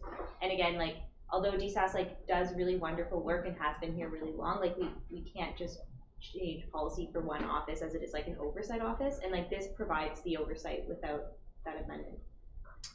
Yeah. Thank you, Chantal. Corey? Yeah, I think just echoing that I'd rather see the policy come through first that mandates hiring processes for all our offices. Because we can't always come back to this next year, or whoever's in office next year can come back to this and change it once that policy's in place. But I think it's just a better practice. You, Corey, I'm assuming next on the speakers list. Yeah, I think I want folks to understand why I brought it forward. It was specific to the office because when showing like as we showed all the offices what this bylaw looked like, the executive director, external and internal, you know, as well as their other executives stated that if they had read this, they would infer, like, because you're right, there is no other policy, and I think like what you're saying is correct. Like I agree with what you folks are suggesting, but I think when an office is saying I would never apply for that job based off of the way the bylaw is written, that's what concerns me, is like not being able to find people that actually will want to apply because of the way that the bylaw is written. So I understand. We can do the policy thing, cool with that, but I needed to bring this forward just to speak for DSAS and support the office that I oversee. Thank you, Ms. Our councilor is ready for the question. All right, so all in favor of making the amendments and changing the wording to what is in blue, please raise your hand or otherwise indicate. All opposed? Any abstentions? The motion fails.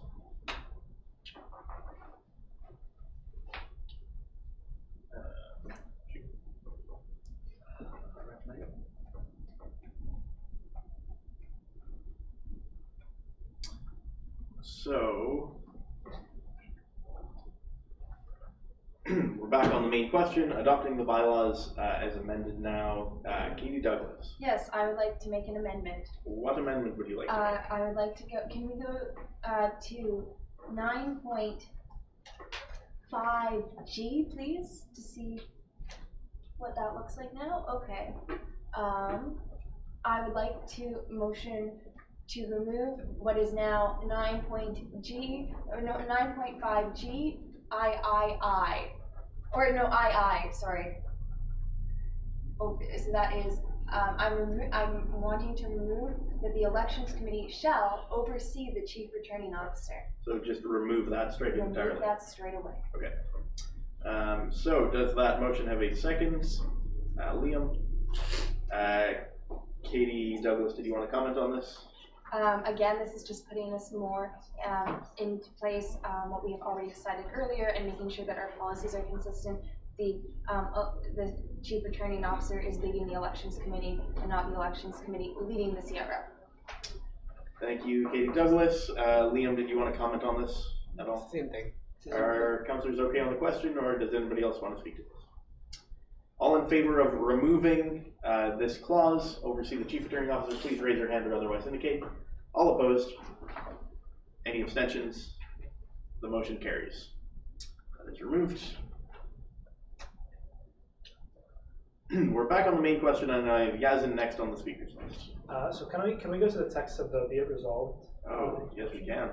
I would just like to add some language saying that these will only take effect once they're approved in a general meeting, because according to the bylaws, once we approve changes to the bylaws, they're in effect until a general meeting approves them, and a general meeting can disapprove them. But considering we're in the middle of an election cycle, I think it would be bad to just introduce all these changes lump sum all of a sudden.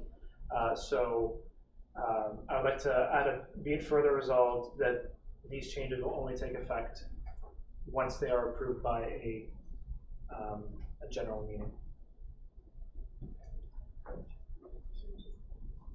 Sorry, could you say that one more time? These bylaws.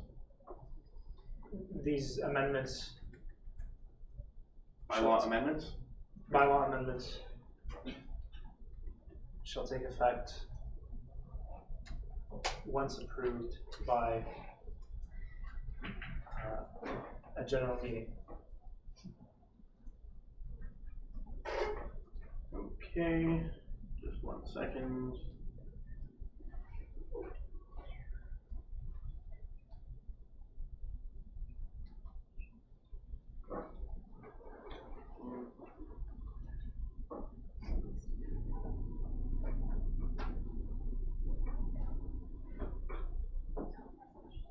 Okay, so this is add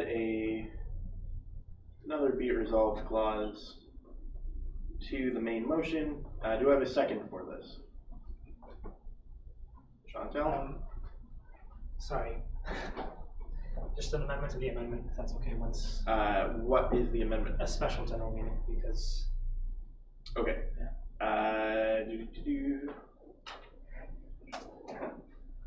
Can I ask you to withdraw this? I'm going to take it as friendly because of the fact that special is already listed in. No, it's not already listed. Okay. I'm going to take it as friendly because I can. So second by Chantal. Yazin, did you want to speak to this any further? It's just that, yeah, we don't want to introduce all these amendments all of a sudden without in the middle of election season. So it would be better if we just sort of hold off on it being effective until the general meeting approves them.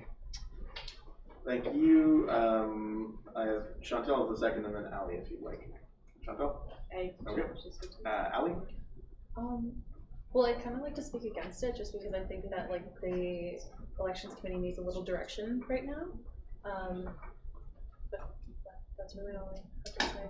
Okay. Any further debate on this? Yeah, Katie Douglas. Yeah, I'm just going to speak against this. I get Yazan's point.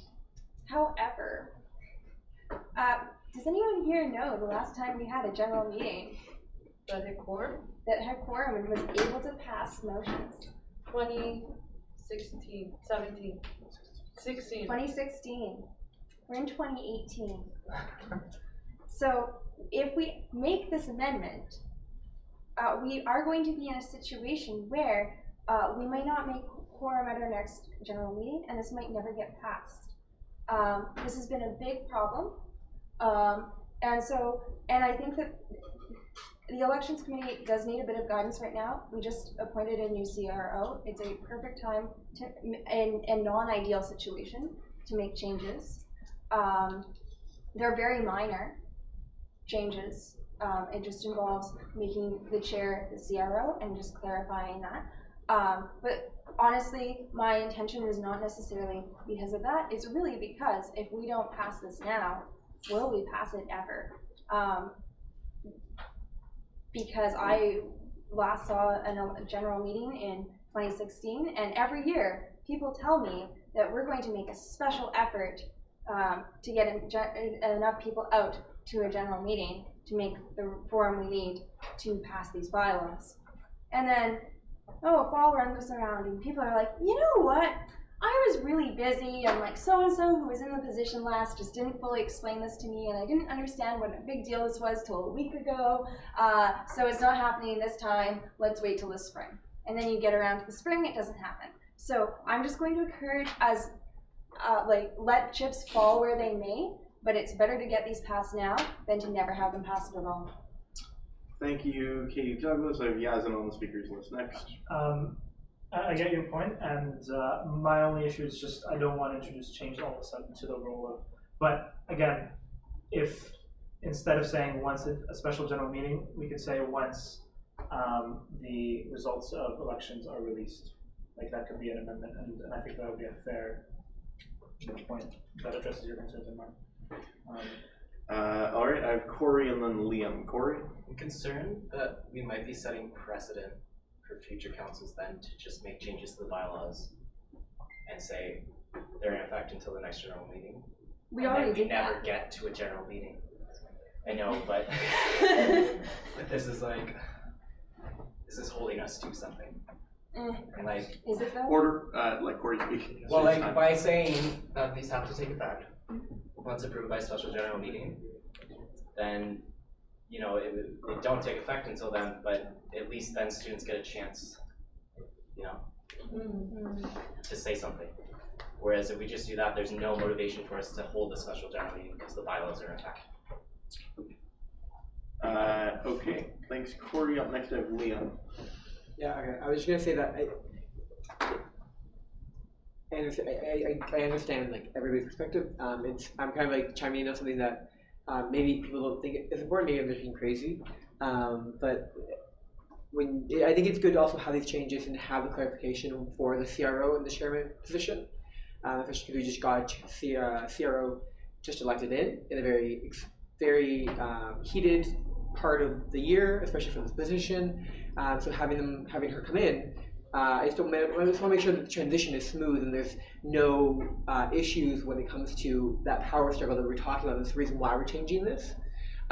So if we defer the actual changes, we'll have that. We could potentially have that continual power struggle and that feud, and a problem that we hope is going to be resolved from having this wonderful candidate being nominated and win today, not actually coming to any resolve. All right, I have Ali, and then I'm going to close the speakers list and have a vote on this amendment. All right, Ali, go ahead. Oh, I was just wondering if we could like move to go on camera. Just to You can move that, sure. This, again, it's a debate about, be it resolved that these bylaw amendments shall take effect once approved by special general meeting. Okay, so Ali moves to go in camera. Second, Basuma. All in favor of going in camera. All opposed. Any abstentions? The motion carries. We are in camera. Alex, we're in camera. Yeah, I think. Sorry. Sorry,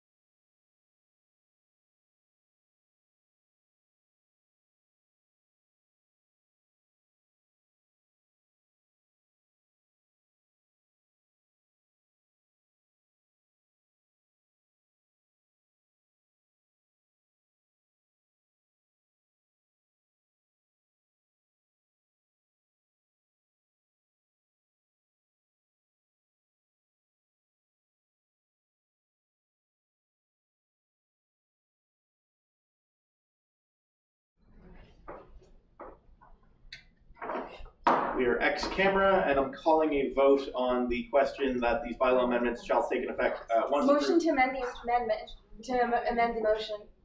Okay, that's in order. Go ahead. Okay, I motion to amend from once shall take effect until once approved by a special general meeting, shall take effect after the results of the 2017-2018 election have been announced.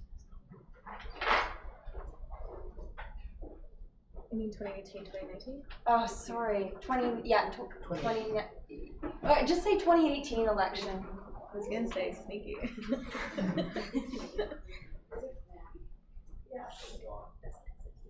Okay, so it would be striking.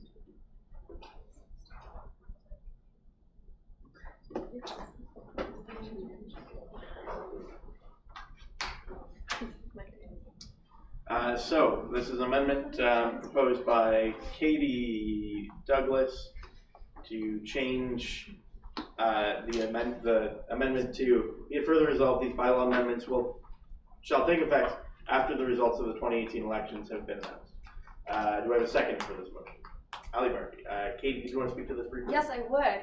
Okay. Sorry, so, just as a heads up to councillors, I'm putting a 1 minute time limit on all comments from here on. Looking at the time. Can I protest that? You can challenge that, sure. I'd like to challenge that. Okay. The reason I'm doing this is because of the fact that we have 35 minutes left with several things left on the agenda, and the policies do empower the chair to put a time limit on the remarks of councillors. Why are you challenging it? I'm challenging it because I think that you're using the minute-long length of time to censor people. Okay. So, all in favor of this challenge, which would mean that my 1 minute ruling just there wouldn't stand anymore, and I'd presumably come up with a new one. So all in favor of this challenge, please raise your hand or otherwise indicate. All opposed? Any abstentions? The motion fails. So there's a 1 minute time limit on councillors' remarks from now on. Go ahead, Katie Douglas. Okay, so I'm just going to say that I would like this to go through because I've seen a lot of times when people say that something will be passed and it never is. Honestly, the executive should not need an incentive to have a general meeting. This should be something that happens anyway. If I was a member of an executive on a student union, which I have been, I would be ashamed to not have had a general meeting. In my student union days, we had to go out every single executive and knock on doors if we didn't have quorum and get students out by any means possible. So I understand why, I don't think you need incentive here. I think that the incentive isn't not to pass something, it's to pass it and then have the incentive to make it fully democratic. Sorry, I only have a minute, so. Thank you, Katie Douglas. Ali, do you want to speak to this as the second? No, I'm good. Okay, is there any further debate on this amendment to an amendment? Katie, George Tim. If you're gonna talk about full democracy, then it depends on what that means. If we're representative on council and that's a representative democracy on campus, sure. But when we're talking about the bylaws that govern ourselves and govern other students in their everyday life, I think that going to a special general meeting is important. So kind of using that argument, but the other way, going to a special general meeting and waiting to enact these bylaws, perhaps that things will come out of the works. I'm not really disagreeing or agreeing with the fact of needing a general meeting. It's just I think it's better practice to carry them to and wait for that special general meeting, and that includes getting folks to it. And yes, I agree. It's a responsibility on the current folks that to get the vote out, to get to students out. But I think waiting until we can do that is important, because especially we've rushed a lot of things, including bylaws the last time we passed them. So I'm worried that the criticism will be the same and we'll do the same mistakes. So that's my biggest worry. Thank you, Katie George. Jim, I have Liam next on the speakers list. Point of information. Yes. That's a question, right? Yes. What's quorum for a general meeting under these bylaws? Or under the amendments? Is it still 1%? So it's about 189.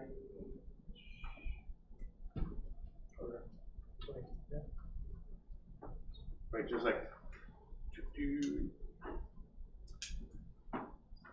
For the new bylaws or the old bylaws? The new bylaws, these, the ones that we're looking at. 0.5%. 0.5%. Yep. Okay, 0.5%. I trust Katie, George. So Liam, did you want to speak to this amendments? Yeah, well, I just want to say the whole thing about democracy, part of the democracy that we're here as our constituents, and that part of the democracy that we vote because they've chosen us as their constituents. So I don't think it's out of our way, and it's not anti-democratic. I'm not saying that's what you're saying, Katie. Sorry, it sounds really bad. I'm just saying, like, it's not a bad thing. It's not a horrible form of democracy for us to vote for changes of laws, like our politicians and MLAs and MPs do it. We don't go to Parliament and ask for them to change things like same-sex marriage. Sorry, that was a random thing that's in my head. So I'm just saying, like, I don't think it's a bad thing. I think it's important to have this. Does that make any sense? Thank you, Liam. Anybody else, or can I call the question on the amendment to the amendments? So I'll call the question then. So this would change Yazin's amendment to read, be it further resolved, these bylaw amendments shall take effect after the results of the 2018 elections have been announced. So all in favor of that amendment, please raise your hand or otherwise indicate. Commit to your votes, folks. All opposed? Any abstentions? The motion passes. So the new amendment reads, be it resolved, these bylaw amendments shall take effect after the results of the 2018 elections have been announced. I was just about to call the question on this, but is there anybody who wants to make any last very quick remarks before we have that vote? Call to question. All right, so all in favor of adding, be it further resolved, these bylaw amendments shall take effect after the results of the 2018 elections have been announced, please raise your hand or otherwise indicate. All opposed? The motion carries. So it is amended to read as I just read. All right, so we're back on the main question, which is the consideration of the adoption of the new bylaw amendments. Is there any further debate on the bylaw amendments? We have motion to amend. Motion to amend, sure. Could I amend section 5.7N, so under the responsibilities of the VP academic and external? Sorry, I'm just getting there. 5.7N? Okay, yeah, we're adding something, cool. I would like to add, be responsible for organizing and promoting the Racial Justice Symposium. Organizing and advertising? Promoting. Organizing and promoting. Promoting the Racial Justice Symposium. Okay, does this look like what you... Oh, I'm not done, sorry. Oh, okay. Period. If the VP academic and external does not identify as a Black, Indigenous, or person of color. Sorry, just a second. I want to see if that's spelled in.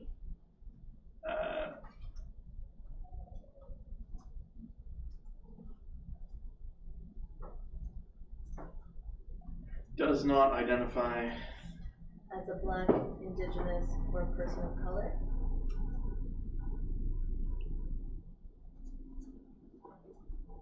Yep. They are to hire a commissioner to fulfill said duties.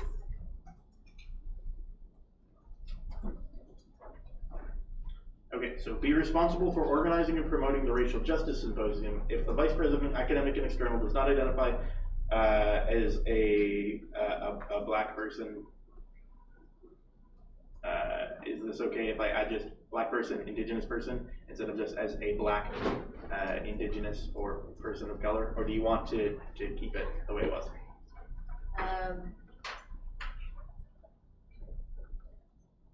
I think I'm going to keep it the way it was. Okay.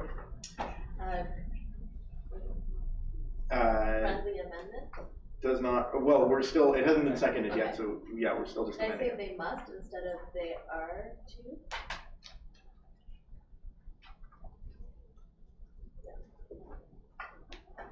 Sure. that self-identifies, sorry, after commissioner. Okay. Yep.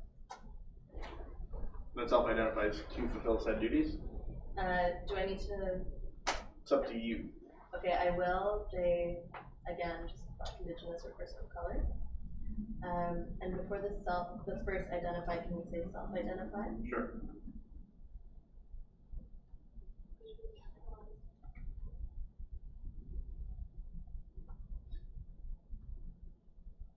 Sorry, was that something about capitalization? Black and Indigenous. Okay. Person of color? Or are we? It doesn't have to be, but it's an acronym, so you could. Okay. It's up to you, Amina.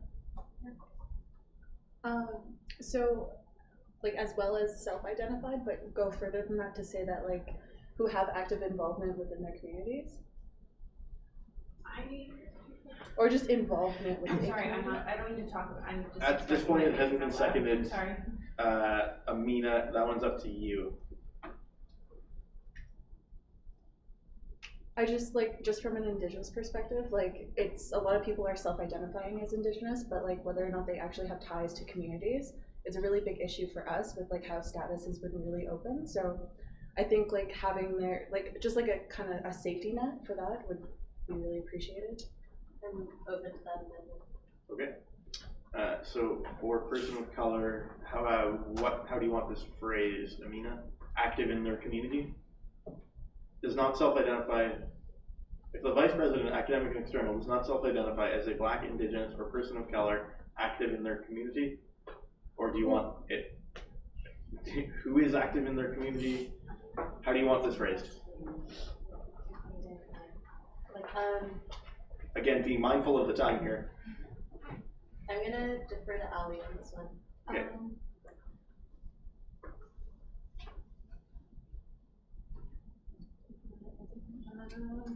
Sorry, I'm trying to go quick because I know we're making a little bit.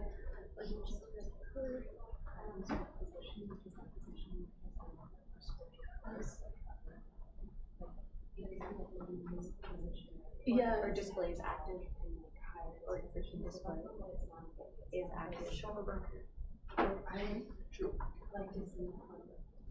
Okay, folks, I need a call on this. Ali, I know I'm a trying, wording. it's like just one more. So I don't know how to do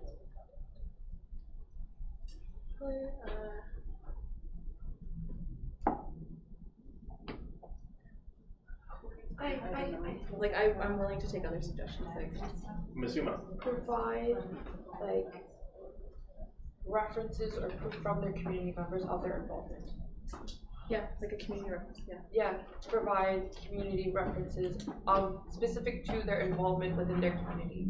Amina, what do you think? Was it still your suggestion? Sorry, I missed that amendment. There was none. It's not an amendment yet because it hasn't been seconded. Well, Can you put this on the table so we can have discussion? then we're gonna have to amend. I'll second it. Okay, so this is the thing then. So add in this section says the vice president, academic and external, shall be responsible for organizing and promoting the Racial Justice Symposium. If the vice president, academic and external, does not self-identify as Black, Indigenous, or person of color, they must hire a commissioner that identifies as a Black, Indigenous, or person of color to fulfill said duties. So it was proposed by Amina, second by Katie George Jim. Amina, do you want to speak to this? I think it's pretty self-explanatory.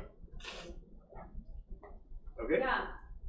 Katie George Jim, did you want to speak to it? I would really like to see something like this pass, and then be integrated into someone's role, because it hasn't for the past 2 years, and I think there's been some like incredible leadership with like how it's been developed, thanks to Amina, and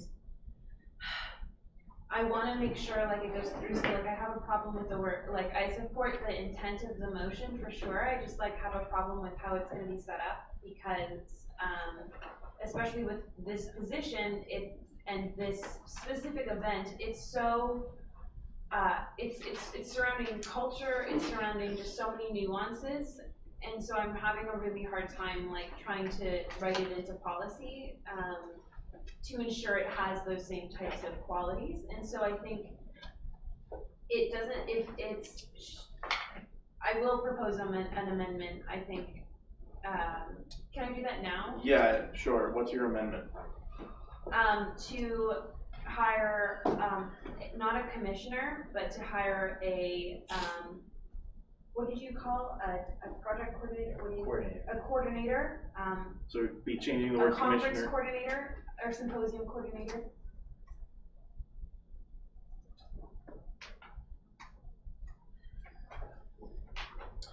So we would be adding in the words symposium coordinator and removing the word commissioner. Is that it for this amendment? That self-identified.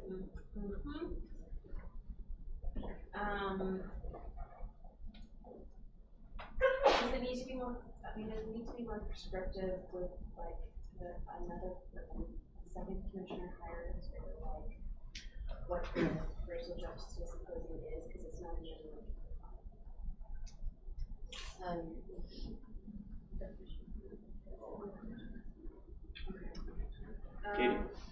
Sorry, I think that's it for this amendment. So, do we have a second for this amendment? Changing the word commissioner to the word symposium coordinator, second by Katie McClellan. Katie Georgian, do you want to speak to this? Yeah, I think this just explains the intent of the motion. So if the VPAE in their capacity does not self-identify as a BIPOC person, then the sole responsibility of organizing the conference would not be in the VPA profile anymore. They would hire a symposium coordinator to specifically fill that role and the necessity of that identity. So just making that clear, it's the commissioner is not working under the VPAE, it would be the person organizing the symposium. So perhaps,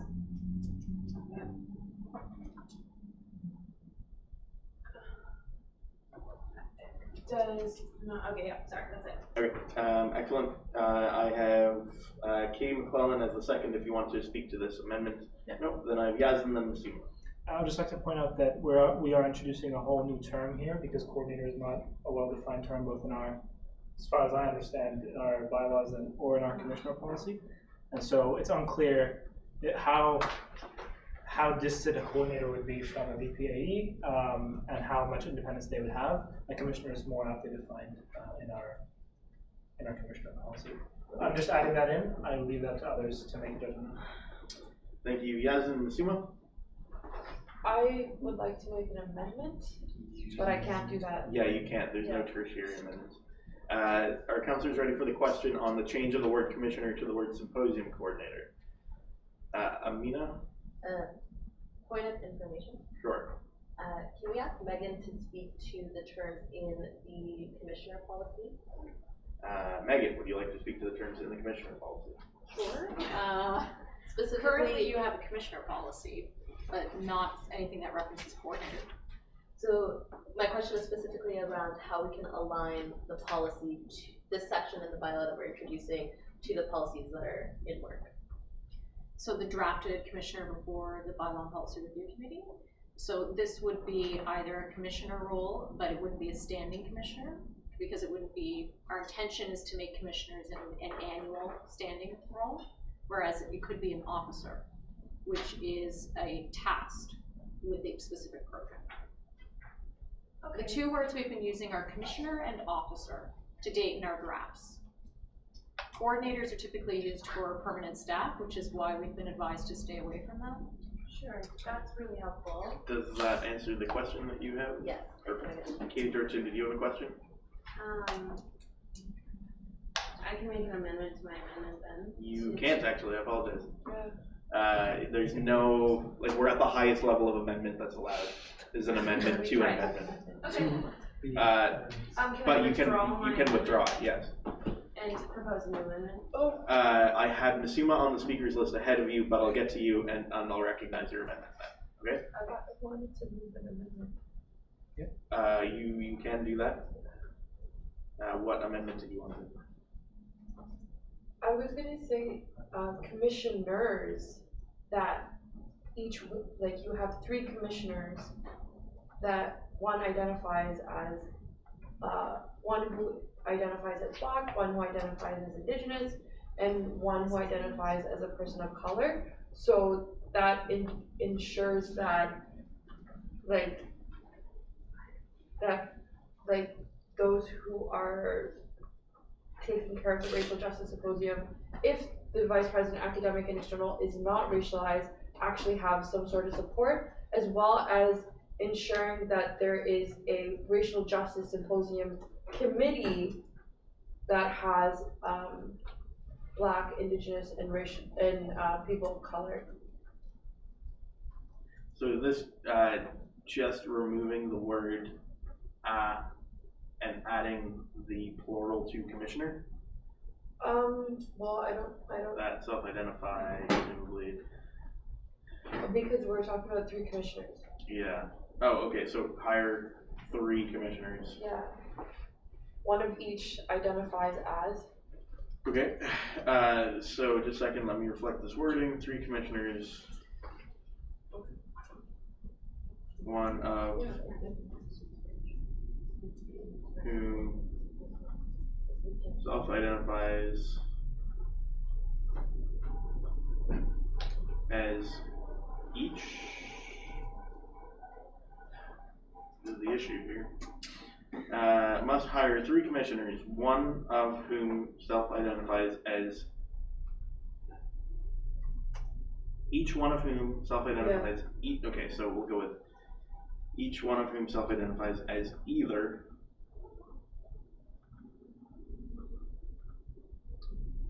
So this would be changing to remove the word I'm not done. Okay, change it to 3 commissioners, sure.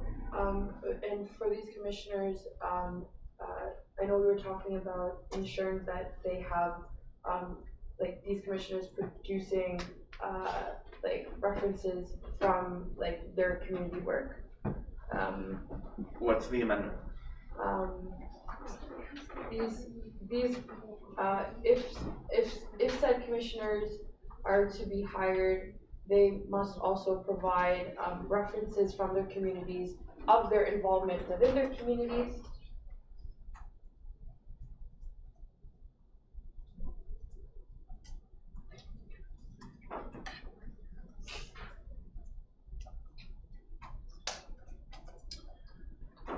And then the next amendment is, I don't exactly know how to go specifically about this, but if the VPAE identifies as Black, Indigenous, or a person of color, then they should also be creating a committee for the Racial Justice Symposium. But if they do not, then it would be the responsibility of the 3 commissioners to be part of this, to create the Racial Justice Symposium. I know it's so you want a whole new, like, section O? But it's specifically in regards to the Racial Justice Symposium, so maybe it can be like I and then I for N. Point of information. Yes. From a policy perspective, Megan, should this type of prescriptive language be in the bylaws of the, like, in the Constitution of the Union, or be better placed in, like, referencing to a policy or a lower level? I would normally see this kind of language in a policy piece, right, where it speaks to the requirements of hiring a particular position. Right. So this one is specifically difficult because it has to do with identities, and the identities are the sum of the events. So, in your opinion, do you think in, like, keeping it simple and then referring to a policy that will be written, kind of not on the fly, because this, I think, is too important to try to talk about today. Like, it's not even being talked about with more than folks in the room. Like, not all of us are racialized here. Like, this shouldn't be I'm just concerned that this is not going to come out with the right intent. So keeping it simple, just referring to it is the responsibility of the BPAE. This is how, if they can't fulfill it, this is what will happen. So I think that's what the motion was intended for, and so I think we're kind of changing just the specific duty of the BPAE. So just bringing it back to that conversation. Sorry, thanks, Megan. Yeah, so we're pretty deep in the weeds on this one. Can I remove my amendment? You can remove it, sure. Okay, I'll remove my amendment. So up next on the speakers list then I had Katie, George, Jim. And then, sorry, do you want to yield your time to Chantel? Yeah. Yeah, go ahead, Chantel. Sorry, just a second. I'll just be very quick. Yeah, go just to, in reference to that, I see the value of what you're bringing forward, but that's something that's outlined in the equity hiring policy that's being noticed tonight anyway, and that's just creating more barriers to a community that we're trying to accommodate as of now. So I agree with Katie, this is something we shouldn't be doing right now. Cool, that's all I got. Okay, so we're back on, sorry, I'm just trying to get this back to the original language. A commissioner who self-identifies. Could you go after the other Katie, because I remember why I was on the speakers list. Sure, Katie. I had you next on the speakers list. Yeah, it was for an amendment. Okay. And it's just changing the words from commissioner to officer, which is the one that's been defined under DSU definitions. So then I can explain my reasoning. Okay, so it's changing commissioner to officer. Mm-hmm.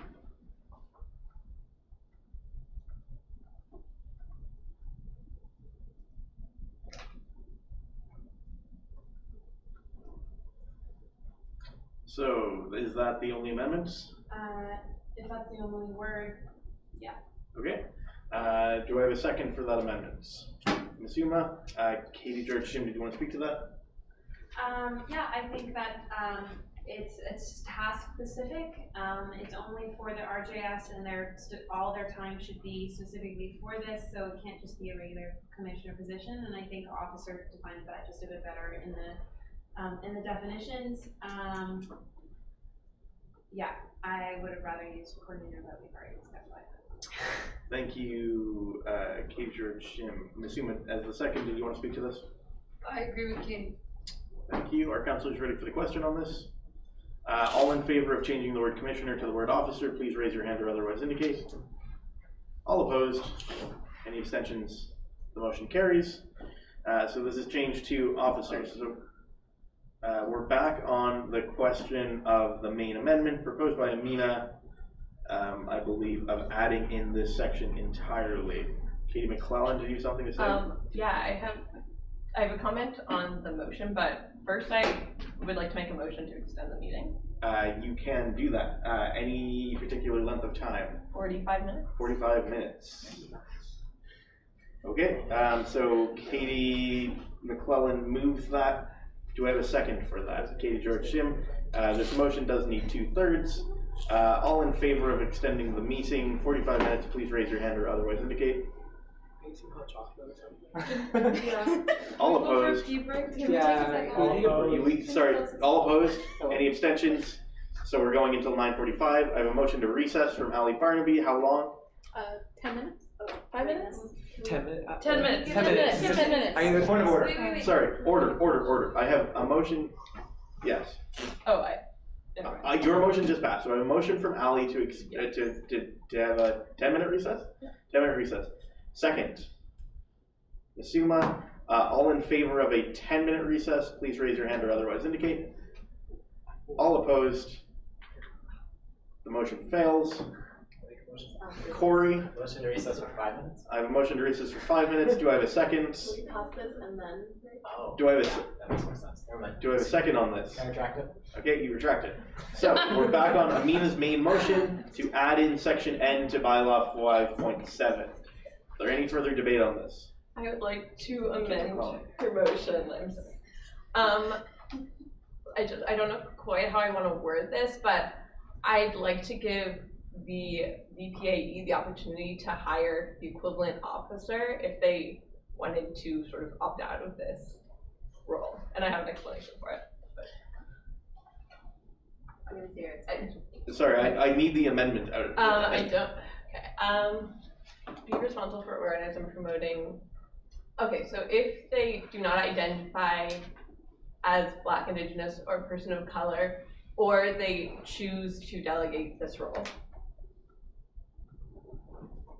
Point of information. Sure. When a bylaw mandates something in a particular circumstance, does it ban or prohibit that thing from happening if that circumstance doesn't happen? I would say not.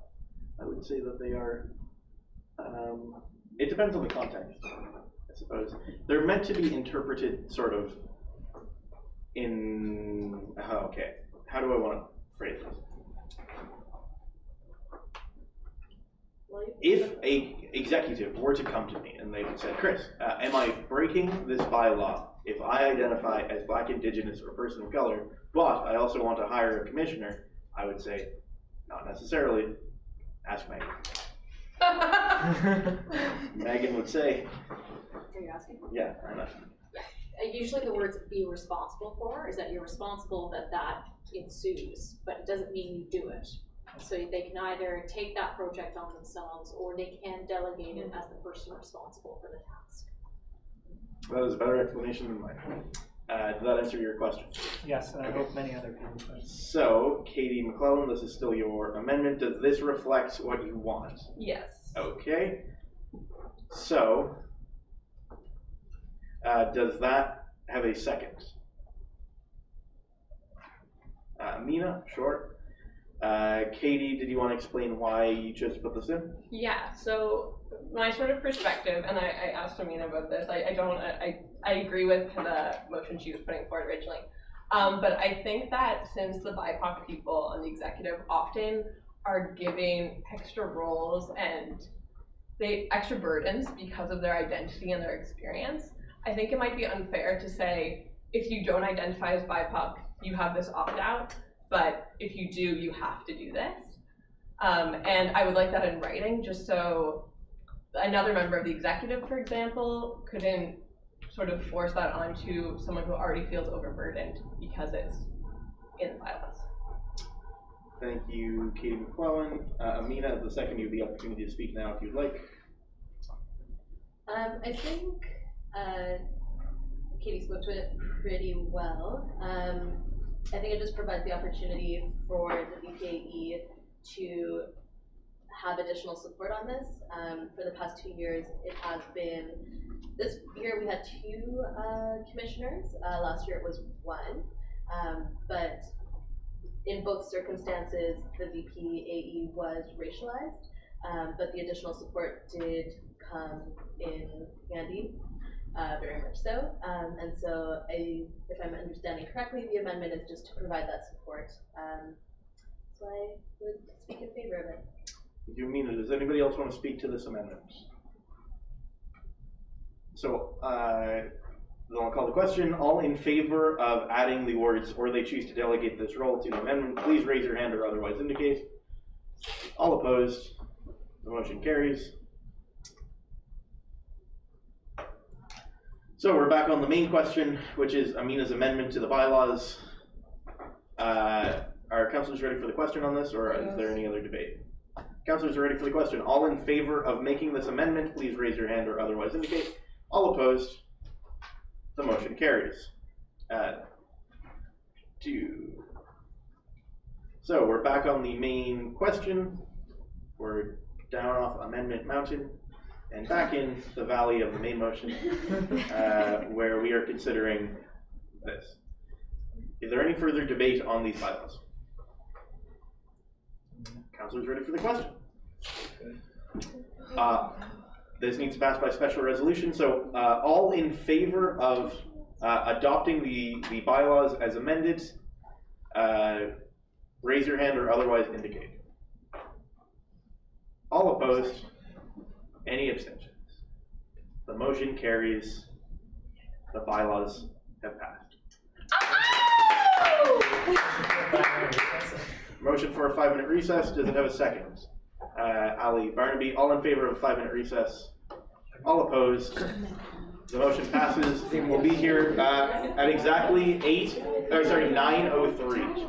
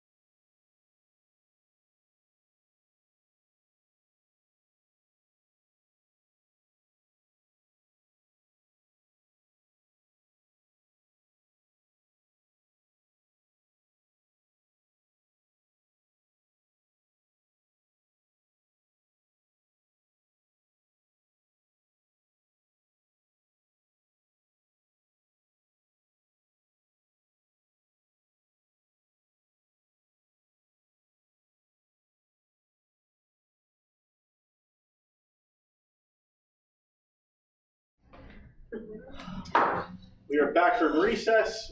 Moving along to the next thing on the agenda, society policy amendments. Alex Hughes. I'd like to motion to amend the agenda to put the accessibility fund committee discussion above society policy amendments. Sure. So this is a motion to amend the agenda.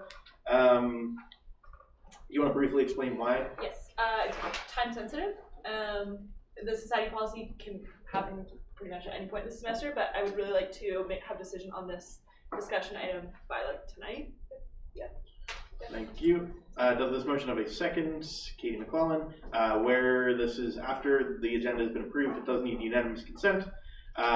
Is there any objection to moving the Accessibility Fund Committee discussion before society policy amendments?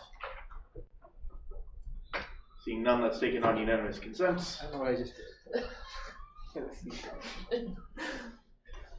So, accessibility funds. Alex Hughes, go ahead. Yes. So as you folks probably know, we've done a lot of work to try and make the accessibility bursary process smoother for this semester. So that meant we changed the application a bunch and made it so that there was a deadline mid-semester for submissions. And the idea behind that was that way we could review all the applications kind of at one time over a week or 2 weeks, so that there wasn't priority given to folks who got it in earlier, and so that it could be done more on a basis of financial need rather than just chronological submission. So we've had 30 submissions, which is really exciting because I'm really glad that it got out there and people are applying. But I'm having some trouble getting the committee together, or getting quorum rather, for meetings over the next 2 to 3 weeks.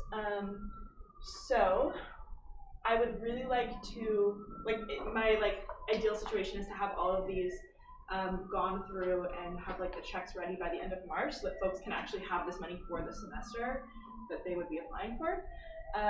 So in the event that I can't get quorum, which I put out 30 different 2-hour time slots over the next 2 weeks, and there was only 3 times that at least 3 people could meet. And then it's come up since then that even those couple times might not work for everybody. So well, that's kind of my problem. I have a couple ideas for solutions, which would be allowing myself and Arzu, who's on the committee, to have a 2-person quorum, because she's indicated that she's got some free time for the next couple weeks, in cases where we can't get at least 3 people. That's my best idea, basically. Or, yeah, that's my idea. But it would need council's approval, because that would be breaking that quorum.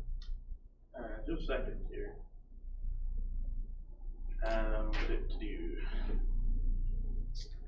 So, just to be clear, you're asking for a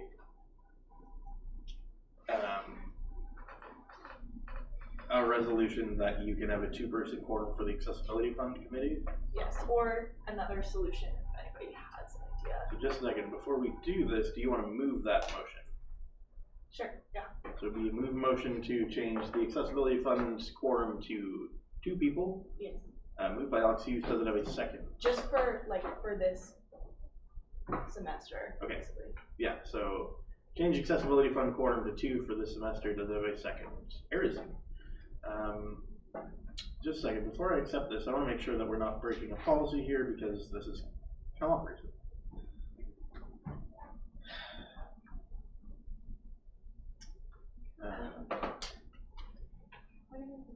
Yes. Maybe to Alex. Is there a way through the committee policies to have votes by email, or to look at the confidential stuff separately and then come together and meet just to vote? Is that how it's a selection? You have to pick which ones, or do you just approve them? No, we have to pick. I think there's something in policy that says no e-votes, because I looked into that. But also I would be hesitant to do that just because I don't want to give folks on their personal emails access to our Google Doc, just because it is right. It is extremely confidential. Yeah. Okay. Okay. So just to be clear, how many people are on the Accessibility Fund Committee? Currently, 5.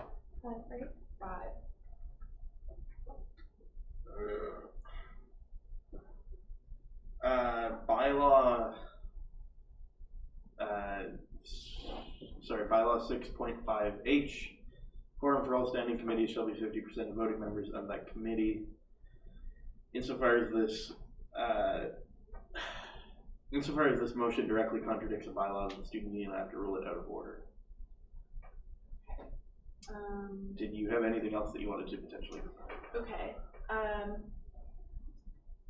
have a direct question to one of my committee members. Sure. Katie, how likely do you think you'll be able to make those couple ones that I mentioned? Most likely. Okay. It's like, unfortunately, the problem I have is my honors thesis is due soon, and so, and I'm working on, like, I work as a research interviewer and on 2 of my other research projects as well. So to say things are chaotic, is very minimal. And also, if I have 3 professors I answer to, and if one of them says hop, I hop. Yeah. So. Because another option, like if you were to step down, then the quorum would be 2 people. Correct. Correct. I think I would be violating if I give up this committee, I think I'll be violating my counselor duties. So I don't believe I can. Okay. Alex, anything else on this? Did anybody else want to speak to this? Sally, Barbie, Katie, I saw you had your hand up before. Did you want to say something? Yeah. Never mind. I guess if you add a person, it just creates that the quorum is 1%. Yeah. Ali? Liam? Sorry, the quorum is 50%, right? Yes. So like, if you do add someone, then it's 6 people, and then quorum is 3, and if you already have those 2, and you just get somebody who's going to come, you have quorum, right? Aries, you go ahead. But that would just kind of add to the chaos of adding one more person's schedule that we're gonna have to accommodate. Well, can you just, sorry, I Okay, shouldn't cut you off. I'm done. Can you just be somebody who's on council right now? Is that possible? Like, I'm trying to figure out where this committee is constituted. If we amend the bylaws for the accessibility fund to have another council member who can say they can do it. Problem is that'd be amending the policy, which would need like 2 weeks of it would be long. You're a rough person. What if? Sure. Go ahead, Corey. Could I open nominations for the student life committee, and then Katie could step down from the accessibility, join the student life committee at our next meeting, fulfilling her duties as a counselor? Can we do that this meeting? I would accept it with the unanimous consent of council. So motion to open nominations for the student life committee? Sure. Corey motions that. Is there a second to open nominations? Sure. A second by Ali. Is there any opposition to opening nominations for the student life committee? Okay. Nominations are open to appoint a council member to the student life committee. Are there any nominations? Corey. I nominate Katie Douglas. Katie Douglas, do you accept? I accept the nomination. Thank you. Are there any other nominations? I also want to join one. For the third and final time, are there any nominations? Can I self-nominate? Sorry, no. Then I declare nominations closed. Call the question. Yeah, all in favor of Katie Douglas being on the student life committee? All opposed? The motion carries. Congratulations, Katie Douglas. You're in the student life committee. I would like to formally resign from the Student Accessibility Fund Committee. Your formal resignation from the Accessibility Fund is recognized. So creative team. That's good. That's all your problem. Thanks, Corey. I think so, yeah. I think so too. Are we good to move on then? When does this committee meet? It's at 3 p.m. on Wednesdays. Oh, I can actually make that. All right, folks. I understand it's 9:15, but we have one more piece of business. As long as we're good with the accessibility fund discussion. Alex, are we good? Yeah. Cool. Then let's move on to society policy amendments. Be resolved that the society policy amendments are approved and circulated. Moved by Kimberly Mina. Move this motion. Back in the day. Do I have a second for this motion? Erzi. So I'll open up discussion on this, beginning with Amina. Do you want to speak Sure. to this motion? There was a motion brought forward to the Bylaw and Policy Review Committee by Alex Hughes, who chairs the Society Review Committee and deals with societies. Most of the changes were formatting based. The biggest, or I guess two things that were changed content-wise, was moving the period where societies could apply for ratification by a month earlier to support societies with their transition, as well as mandating that faculty and levied societies receive anti-O training. Thank you, Amina. Arizy, did you want to speak to this? No. Second, no. Is there any debate on this? Do any counselors want to say anything about this? Katie, George, Jim? As someone that's been a part of like multi-level societies, like I think this is going to be an incredible, like positive, just like base to start from, or even just like support for these societies that are trying to do this work, and it gives them the vehicle, it gives them the support, and I'm extremely happy to see this go through. Thank you, Katie, George, Jim. Does any other counselor have anything they want to say on this motion? Amina, go ahead. Sorry. The intention, I guess right now the intention is a stepping stone model. So right now it's being mandated for faculty and levied societies, but the intention is to, in the future, look at mandating it for all societies. Thank you. Any other comments on this motion? Are counselors ready for the question? So, in that case, all in favor of adopting the society policy amendments as circulated? All opposed? Any abstentions? The motion passes. We have no old business. Where this is a special council meeting, we also don't have executive business. Notice of motion. Ashley. Yes. Ashley did submit notice of motion just a couple hours ago. Whereas the Dalhousie Student Union seeks to support students and promote equity, be it resolved that the DSU endorse DAS's Rick Mehta motion in support of marginalized students at Acadia University. DAS's motion is attached as a supporting document. I will circulate it for councilors. So that is noticed and will come up at the next council meeting. Amazing. Are there any further notices? Katie Douglas. Yeah, I'd like to bring a notice of motion that I'll be bringing the elections policy forward next time with some amendments. Sure. So, just a be it resolved that the elections policy is amended as circulated. Cool. Like, I can do this as an individual. It doesn't necessarily have to go through the Bylaw and Policy Review Committee, correct? Just one moment. Can you check the policy on policies? I can check the policy on policies. I think that was the first policy we passed. It was. And I think it does. Yeah. Does it?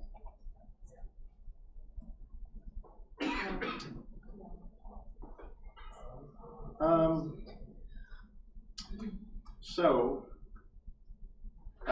section 1 says, before a new policy proposal or amendment to an existing policy is brought to council for approval, it should be submitted to the committee using the proposal template, which can be retrieved by contacting the policy and governance coordinator. I will leave that to council to interpret where it says the word should, which is a normative term that isn't an absolute sort of prohibition on this sort of thing. So, Katie Douglas, if you would like to bring these policies forward, I won't rule it out of order, but So yeah, if I send it to them. you could send it to them, sure. Before like, so if it says submit, and technically I can bring it to council, and if I send them a copy beforehand. Yeah, you can do that. We meet every Monday if you want it. If you want us to look at it. Depends what times you meet on Mondays. 10 a.m. 10 a.m. Do you still want to notice, be it resolved that the elections policy is amended and circulated? Yes. Okay. And when would I need to have that in by?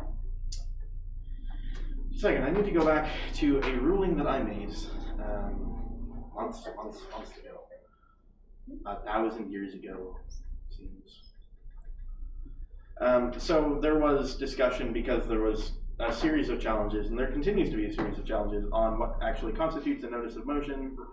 I described very clearly in a email exactly what I adjournment.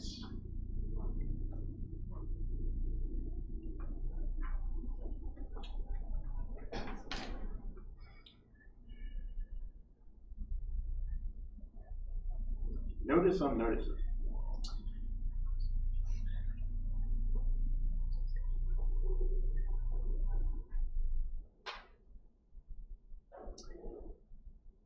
So, based on the ruling that I gave back in November 2nd, 2017, I circulated it to all councillors then. I put forward 2 stipulations to accept notice of motion. First of all, it was read the full text of the motion when giving notice. For example, this might be it resolved that the elections policy be replaced with circulated text. That was an example back in November. Then the second stipulation was, in the case that there are documents related to the motion, example, a rewritten policy or lengthy whereas clauses, these should be submitted to me before the end of the meeting. I will circulate them by the end of the night. This means that councillors can still consult their constituents and consider the motion without my having to read out a full policy. So based on that ruling, I would say that if you have all of the elections policy amendments ready by the end of the night, okay. I can circulate them. Can I give a notice of motion not for this meeting but for the next? Sure, at the next meeting you can give a notice of motion. Sorry, in the past, last year, I know at times people would bring a notice of motion without all the documents attached, and then they would show up 2 days before you get the documents to review. Yeah, I think in part based on that, that very thing is what was challenged this year. Okay. And then council made a vote on an interpretation of the policy that said that as long I had to send out everything by midnight, basically. Great. Sorry. No, don't worry. So we have one notice of motion from Ashley Farrell. Are there any other notices of motion? Amina. I'd like to put in a notice of motion for the Survivor Support Center mandate. I will send you the full text for circulation. Do you want to just read it out now, just so that we have it on the record? It's quite long. Does it have a lot of, just read out the be it resolved.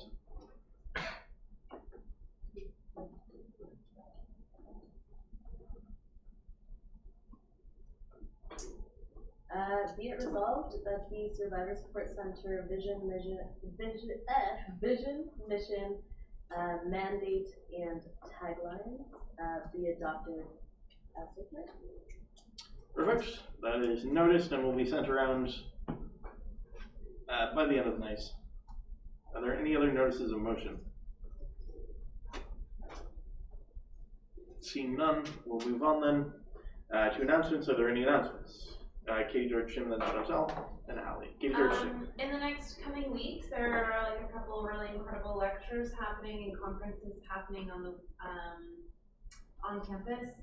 Some of this is about from the 200-year anniversary of Dal and like the Belong events happening at Dal. This Thursday, March 1st, there's a guest named what? It was canceled. Oh, what? It was just canceled. Oh, well, there's one next Friday.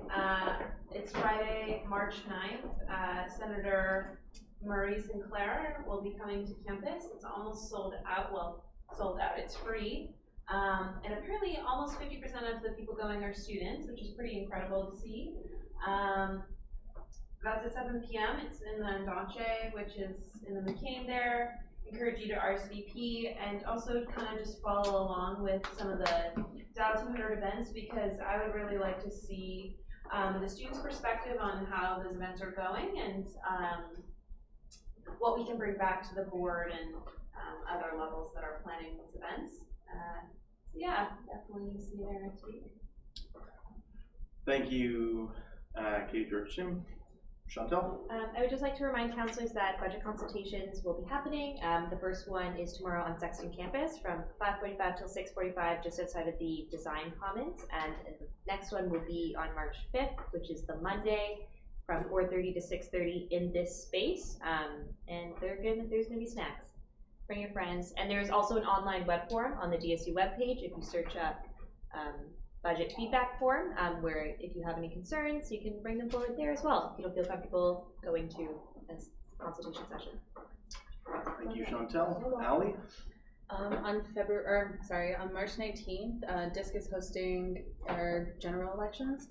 So if you guys know any Indigenous students who are interested in getting involved in DISC, please send them my way. I'm happy to talk to them about anything. So, Amina? I'm part of this team that's putting on improving equity and diversity sessions.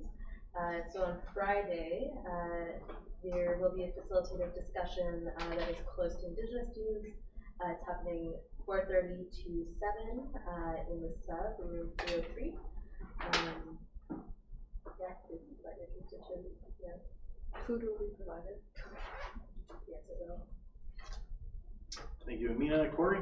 Just one last thing, the O Week to Snow Week panel discussion is happening tomorrow in each of the residences and then one panel here. So if you know any first years who would be interested in that, please let them know. And more importantly, but also Mental Health Awareness Week is not next week, but the week after that. There's a whole range of events happening, including a free songwriting workshop with Craig Cardiff, followed by a free concert at the Tea Room with Craig Cardiff to all Bell students. Thank you, Corey. Any other announcements? And my only announcement is the next meeting of this council is next week, March 7th, so the third week in a row. Thanks everyone for coming tonight. Having exhausted all the business on the agenda, the meeting is adjourned. Do you remember gas meetings this week, JR, as well?